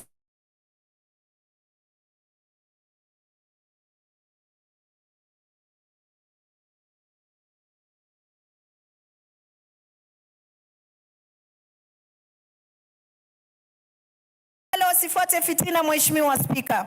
Mheshimiwa Spika, katika ushuru ambao umewekewa katika nyumba ni kwa mfano wa taifa la Kenya, na wamekwepa muda mrefu kulipa ushuru. Hii ni ushuru ambayo inakusanyika, akija analipa kwa wakati mmoja, Mheshimiwa Spika. Si hawa ambao wamegombo yao hapa, Mheshimiwa Spika. Kwa hiyo mimi nataka niweke wazi hii finance bill ya mara hii, Mheshimiwa Spika, hii siweze kuleta fitna ya kuweza kuchoma taifa. Kina mama na watoto ndio waliopoteza maisha yao, Mheshimiwa Spika, na wazee tukiona. Na kupalilia moto katika taifa sio kujenga taifa. Hata mimi leo ningekuwa kwenye upinzani, ningekuwa nanyoosha pale mahali natakikana, Mheshimiwa, bila kuweza kuchoma taifa, Mheshimiwa Spika. Kwa hiyo mimi nasema hii finance bill nimeiangalia vizuri. Huduma bora hospitali, elimu yetu kwa msingi na mashule yetu kuweza kupata mgao wao, Mheshimiwa Spika, imeweza kuzingatiwa, Mheshimiwa Spika. Kisha nimeona wananchi wa Kenya wamepewa motisha. Wale ambao walikuwa wamelimbikiziwa mafaini ya kulipa kwa sababu walikwepa ushuru, Mheshimiwa Spika, wameweza kupewa motisha ya kutolewa ile ushuru ya juu ili waweze kuingia kwenye line ya kulipa ushuru. Manake, Mheshimiwa Spika, watu wengi wa Kenya hawalipi ushuru. Wanaolipa ushuru ni wachache, na ndio maana unaona ule mzigo wanaona kama unawafinya. Lakini wale ambao wanakwepa kulipa ushuru, Mheshimiwa Spika, ni wengi. Na mimi nikiangalia hapa sijaona ushuru ulioongezwa. Ni mapanuzi ya kukusanya ushuru kwa wale ambao hawalipi ushuru, ndio kitu ambacho kimewekwa kwenye finance bill, Mheshimiwa Spika, na imezingatiwa vizuri. Na tusiweke fitna, tuweze kufocus, ndugu zangu. Hii Kenya ni yetu sisi sote. Leo tukaichoma kwa sababu ya mambo ya siasa. Juzi tulikaa vibaya, Mheshimiwa Spika, nakumbuka nilichomoka hapa mbio, mguu ni bebe, mguu wenyewe wa umma, siwezi kukimbia kwa sababu ya mambo ambayo yalikuwa yametokea fitna, Mheshimiwa Spika. Mimi nina imani hawa ndugu zangu wana mawazo mazuri ya taifa, lakini waangalie msururu na njia kuweza kupeleka ile message kule nje, Mheshimiwa Spika. Finance bill iko sawa na mimi naweza kuisupport. Juzi na jana hapa, Mheshimiwa Spika, tuliweza kumfukuza Adani. Nimetoka katika zile airport za kimataifa, hasa Singapore ambao tulipata nao uhuru, Mheshimiwa Spika. Ukikaa pale unaona imeng'aa, imekaa vizuri, Mheshimiwa Spika. Sisi tuliweza kumpoteza yule jamaa. Leo Mwamerika amemtolea mashtaka, anasema alikuwa hana makosa, alindipukiziwa makosa ambayo alikuwa hanayo. Na sisi kama Wakenya tumepoteza. Kwa sababu gani? Kwa sababu ya fitna. Kwa hiyo mimi nasema hii finance bill, Mheshimiwa Spika, na mimi nashukuru kwa vile unavyoni protect, Mheshimiwa Spika, kwa sababu mambo ninayoyazungumza leo kama mama wa Mombasa County, mimi nikiangalia ile port, tumepewa mgao wetu ndani ya port ya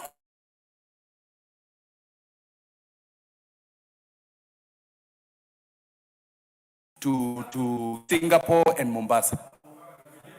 Thank you, Honorable Speaker. Mheshimiwa Spika, Mheshimiwa Spika, mimi nataka niseme hivi.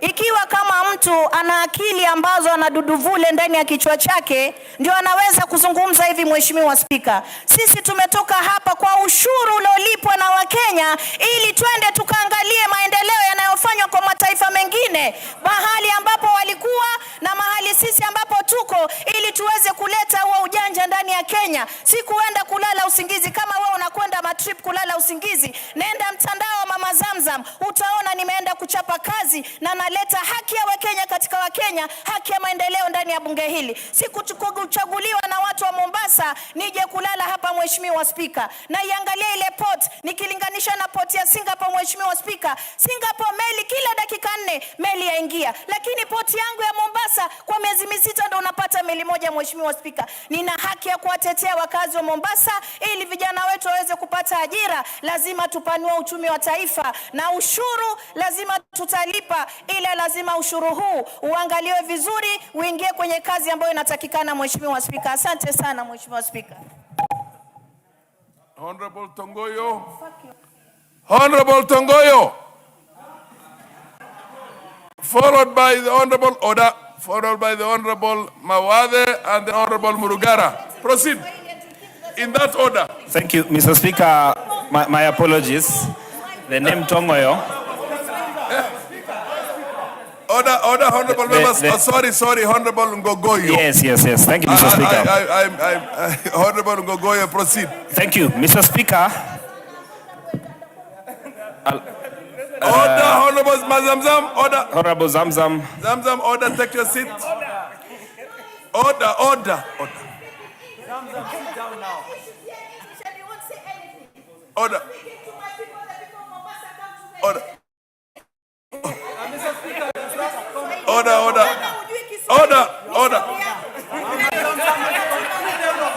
Order, honorable members. Allow honorable order. Yeah, what's your point of order, honorable majority leader? Kimani Chungo. Honorable Speaker. Yes. You know, our standing orders are very clear that we allow 2 languages in this house.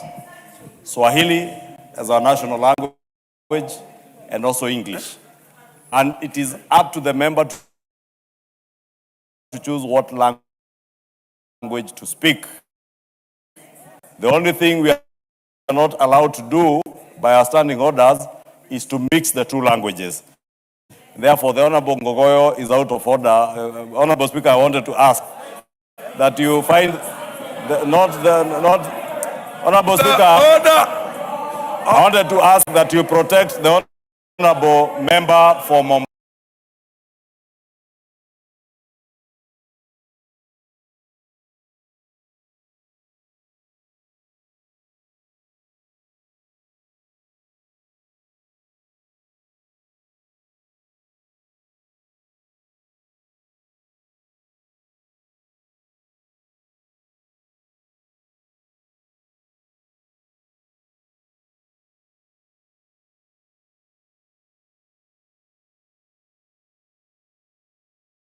Murugara, proceed in that order. Murugara, proceed in that order. Thank you, Mr. Speaker. I first of all rise to oppose the finance bill as it has been presented before us, and the report that has been presented by the Honorable Chair, Kimani Kuria. Mr. Speaker, first of all, the amendments that have been proposed on various acts of this Parliament are in contradiction of a number of principles that I will describe as I give my presentation. And number one, Mr. Speaker, there is a basic assumption that there is no new tax. I will prove that there are new taxes that are being proposed in my presentation, and anybody who has a dispute, I would want them to challenge me. Number one, Mr. Speaker, on the issue of Clause 31, and Mr. Speaker, under the law, Kimani Ichung'wah is taking photos of members while using his phone. It is wrong for a member of parliament to take photos because you're taking photos of honorable members, which is wrong. And Mr. Speaker, it is wrong for members to use their gadgets to take photos. What is out of order, Majority Leader? And can you guillotine time for the Honorable Ngongoyo? Honorable Speaker, you know I am a very disciplined member. And whenever I want to use my phone, I excuse myself to go to the back. I'm on the I floor. know the member for Kajiado. I am on a point of order if you can take your seat. The member for Kajiado is fond of mentioning my name in vain, apparently to gain favor from those he thinks he can gain favor from. And I can give you, Honorable Speaker, I want to direct that I release this phone to the Sergeant at Arms. If there is no photo taken anywhere, because I was simply texting as I listened, the Honorable Ngogoyo be held to account for his misleading statements that I am taking photos. I am too mature. I am not as immature as you are, my friend. I am not as immature as you are. I am too mature to be taking photos. Mr. Speaker, Honorable Majority allow me, Leader. Mr. He's the Speaker, one who to takes finish. photos to send to his girlfriend. Order, please. I have no reason to do Mr. Speaker, Order, please. on the issue, Honorable Mongoyo. Honorable members, let me tell you what will happen. You intervene more, I will guillotine time for the members you seek to disrupt. Yeah, so let us allow everybody to have their time to speak, and let us rise on a point of order only when it is very necessary. Honorable Ngongoyo, the Majority Leader says he never took any photo. And I think just say you withdraw and apologize, we proceed with the matter. Mr. Speaker, I saw him holding his phone, pointing at us. It is not wrong for me to raise that issue to you. And Mr. Speaker... Honorable Ngongoyo. Okay, I withdraw, Mr. Speaker. Allow me to go on with my... Just withdraw and apologize. I want us to move to... Okay, Mr. Speaker, I withdraw and apologize to deal with the finance bill. Thank you. Mr. Speaker, on clause 31, the proposal by the executive is that they want to move items from 0 rating to exempting.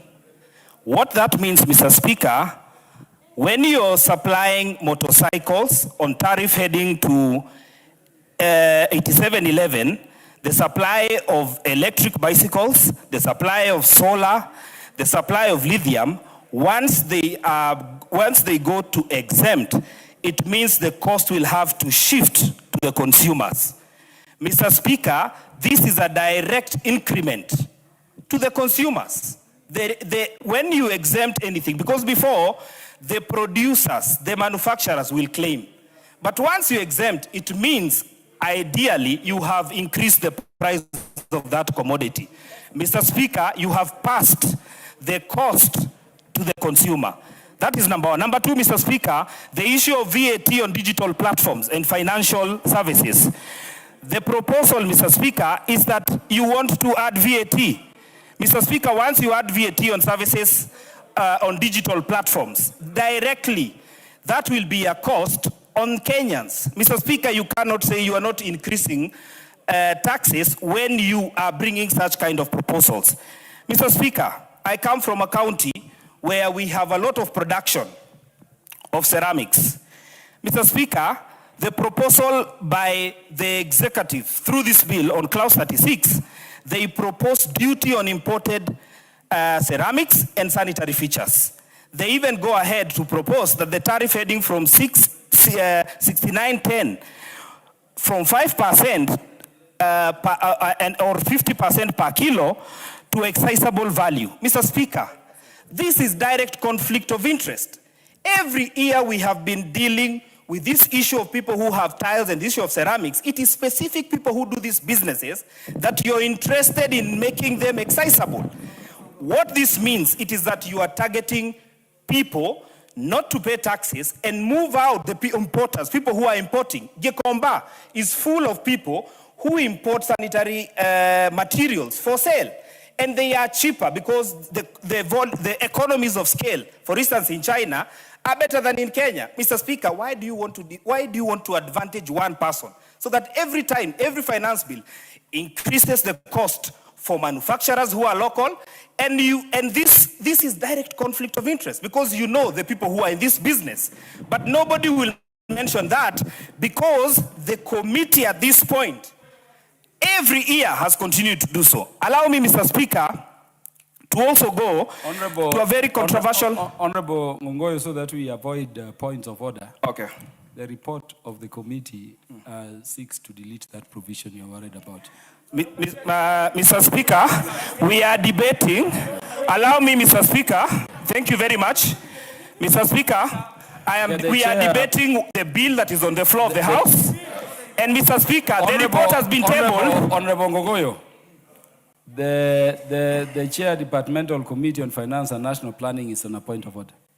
Honorable Speaker, is honorable member in order to import improper motive on conflict of interest to the committee or to the report, Honorable Speaker? The items that the honorable member is purporting to read, he should actually declare if he is conflicted on the matter, because the matters that are contained in this bill, it's not just only ceramics, it's just only tiles. There are so many other variety of products that are being recommended to be excised, Honorable Speaker. And this, Honorable Speaker, is so that we incentivize also local manufacturing, and we make sure we create our own jobs here, rather than exporting those jobs to Kenya, Honorable Speaker. So I would want him to substantiate who is conflicted, Honorable Speaker, and if he does not say who is conflicted, then he should withdraw that statement, Honorable Speaker. Mr. Speaker, 2 companies in Kajiado have closed down. They used to do tiles, one in Isinya, one in Pipeline Road. I am talking of details. They closed down back in 2023 when the first tax was introduced. I am saying that they raised even before the committee. They came before the committee. Honorable Ngongole. Allow me, Mr. Speaker, to say also, we are debating the bill that is before us. The report of the committee has just been tabled now. Not everyone has had access to it. No, you're right. You're right. The extension... You're right. The question is, yes, have you said that the members of the Committee on Finance and National Planning have conflict of interest? Mr. Speaker, I have not said so. Mr. Speaker, I am a seasoned member. If you've I not have said not imputed so, any motive. well and good. The answer will be checked. If you've not said so, you should proceed. Proceed and make your... Thank you, Mr. Speaker. Allow me to say that, Mr. Speaker, I know you're, and I don't want, Mr. Speaker, to engage you because I'm the one on the floor, but allow me to say that we are debating the bill, not the report of the committee, because the report has been tabled now. But, Mr. Speaker, some of us have not had access to the report until it has been tabled just now. Now, on clause number 3, Mr. Speaker, allow me, Mr. Speaker, to just avoid this. On clause 7, Mr. Speaker, on the issue of the non-resident tax. Mr. Speaker, if you want to mean that foreigners are not paying rent, just say it in the bill. There is nothing wrong in it. Just say you want foreigners to pay. There are Kenyans who own houses in this country, in the diaspora. You are even encouraging them to buy houses in this country. If it is so, do not tax them twice or thrice, because even when some of them are building their own houses, they pay tax. They are also submitting, they are also bringing resources to this country that we do not have. If you want to grow an economy, you do not grow an economy by shouldering people who are trying to make their ends meet. The finance bill should be an enabler. If you're saying you're streamlining what? If it is revenue streams, when the bill that is proposed to this House wants to single-handedly issue the commissioner with the ability to charge me, to tax me using third-party information that they do not have access, they have not verified, and tell me that I am liable to pay this amount of tax. Mr. Speaker, what law would be vague? What law would be useless as such a law? Mr. Speaker, why we are in this House is to make sure we make laws for posterity. Characteristic of a good law is one that can go beyond next year, can go beyond this regime. What is proposed by this Kenya Kwanza regime is the worst finance bill that has ever been. This one that they are saying that you are streamlining and you have not increased. Uhuru Kenyatta, in his regime, he never wanted to increase tax beyond 20 billion. This one is proposing more than 117 billion. When you look at the figures and the impact of some of these amendments you are trying to propose, the amount are outrageous. Allow me, Mr. Speaker, to finish by saying that if it was a good law, you do not need to convince people to pass it, if it was a good law. A good law should explain itself, should be very explicit, and Mr. Speaker, even for business people, if you received 100,000 proposals from the public, it means it was dangerously bad. And Mr. Speaker, allow me to say that from clause 1 to the last clause, we will propose amendments that we feel will enable Kenyans not be burdened further than what they have been burdened. As I conclude, Mr. Speaker, on the issue of Mr. Speaker, on the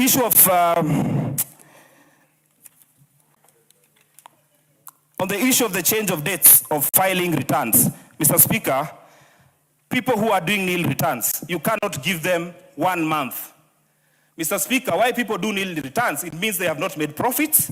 It means, 2, they were not able, probably within the financial year, to meet the expectations. When you say you've given them a month, why are you giving them a timeline? Mr. Speaker, returns. Some of us are not accountants.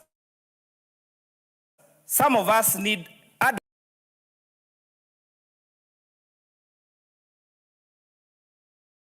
As I conclude, Mr. Speaker, the issue of gratuity, it might look a good proposal to say that your gratuity, you'll get it in 3 years. But remember, at the end of that proposal, you are disadvantaging employers and forcing them to be in contracts with employees for a number of years. There are a lot of people who have given their employees 1-year contract, 6 months contract, based on their ability.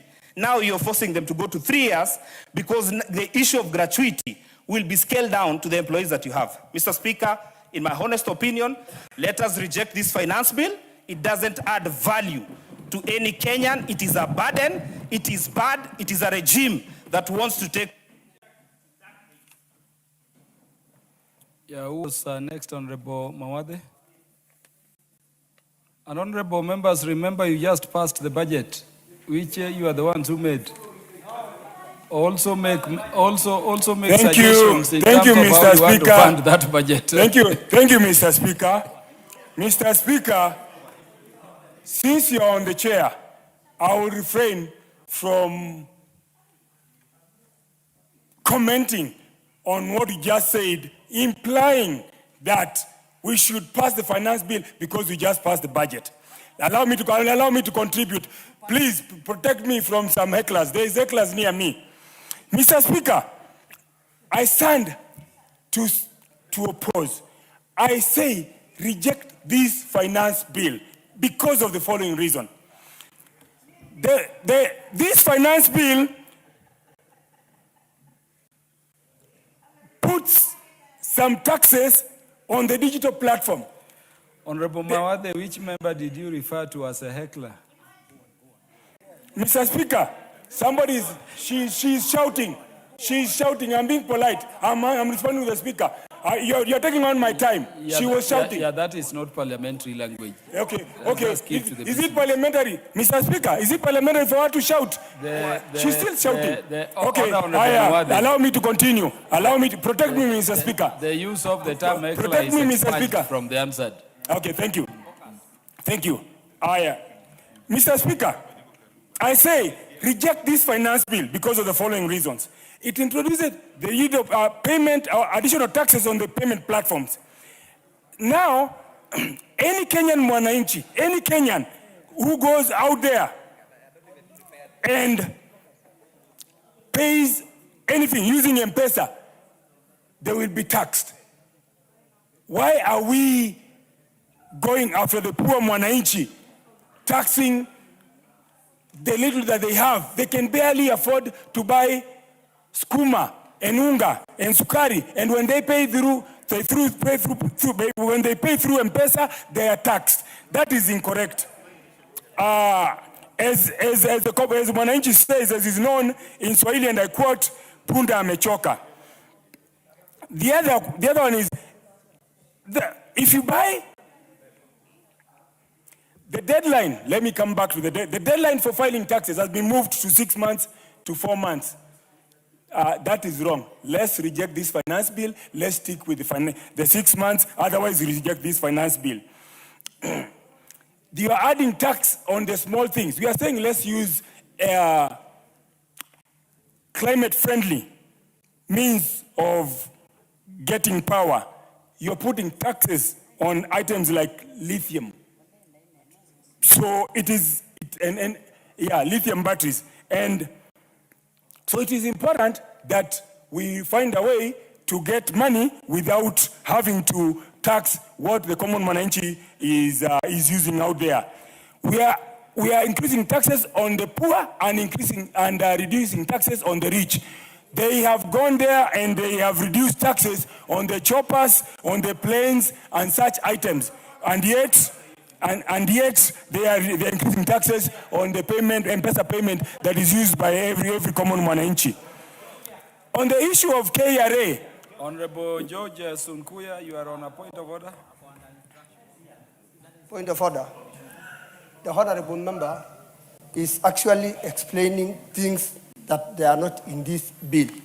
Read properly. Have you read the finance bill? Have you read it? Honorable Mawade. Have you read it? Order.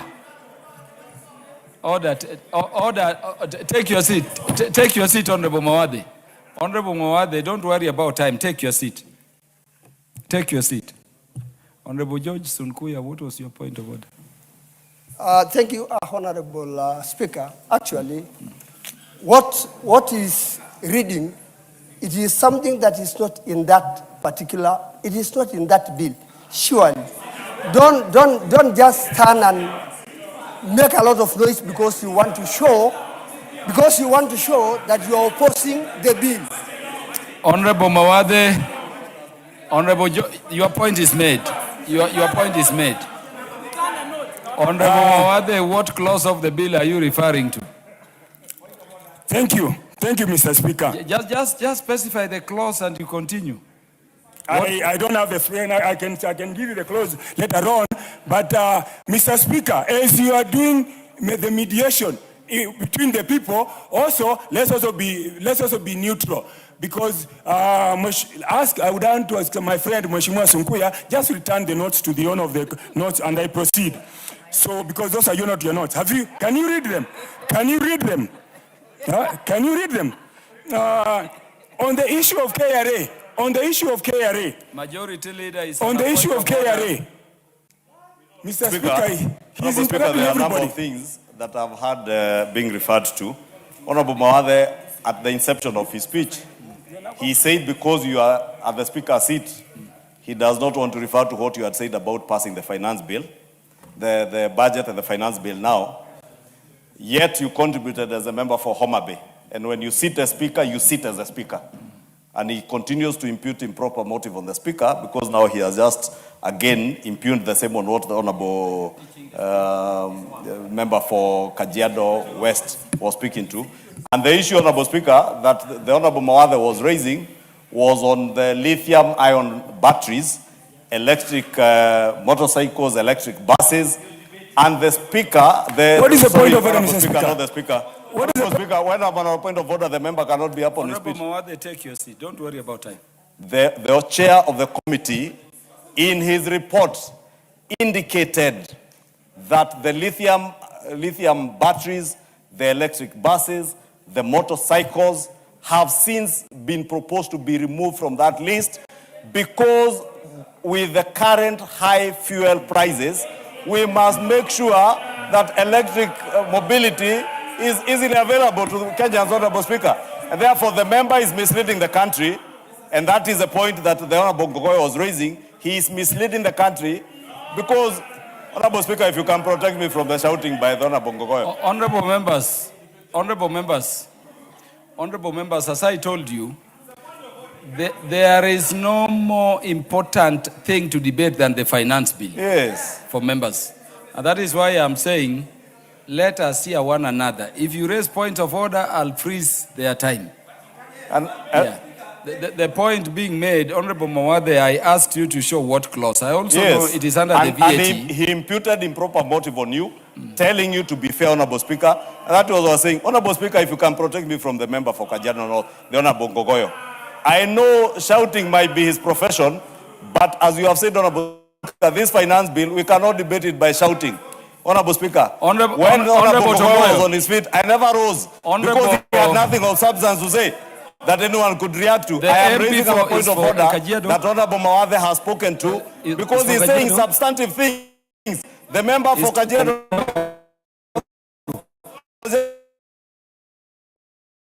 was playing to the gallery and had nothing substantive that anyone can react to. Honorable Tongoyo. I can never react to. Order, Honorable, the majority leader. Honorable Tongoyo. Honorable Tongoyo. Is Gongoyo, the MP for Kajiado North, allow the Speaker to preside over the House. Allow the Speaker to preside over the House.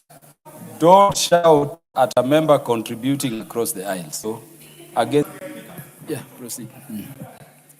Honorable Mawade. Honorable Mawade, thank you. Continue. Thank you. Thank you. Thank you. Thank you, Mr. Speaker. Mr. Speaker. The Honorable Ndindi Nyoro. Mr. Speaker. Mr. Speaker. Honorable Speaker. Point of orders, Mr. Speaker. Honorable Speaker. What is out of order? Honorable Speaker.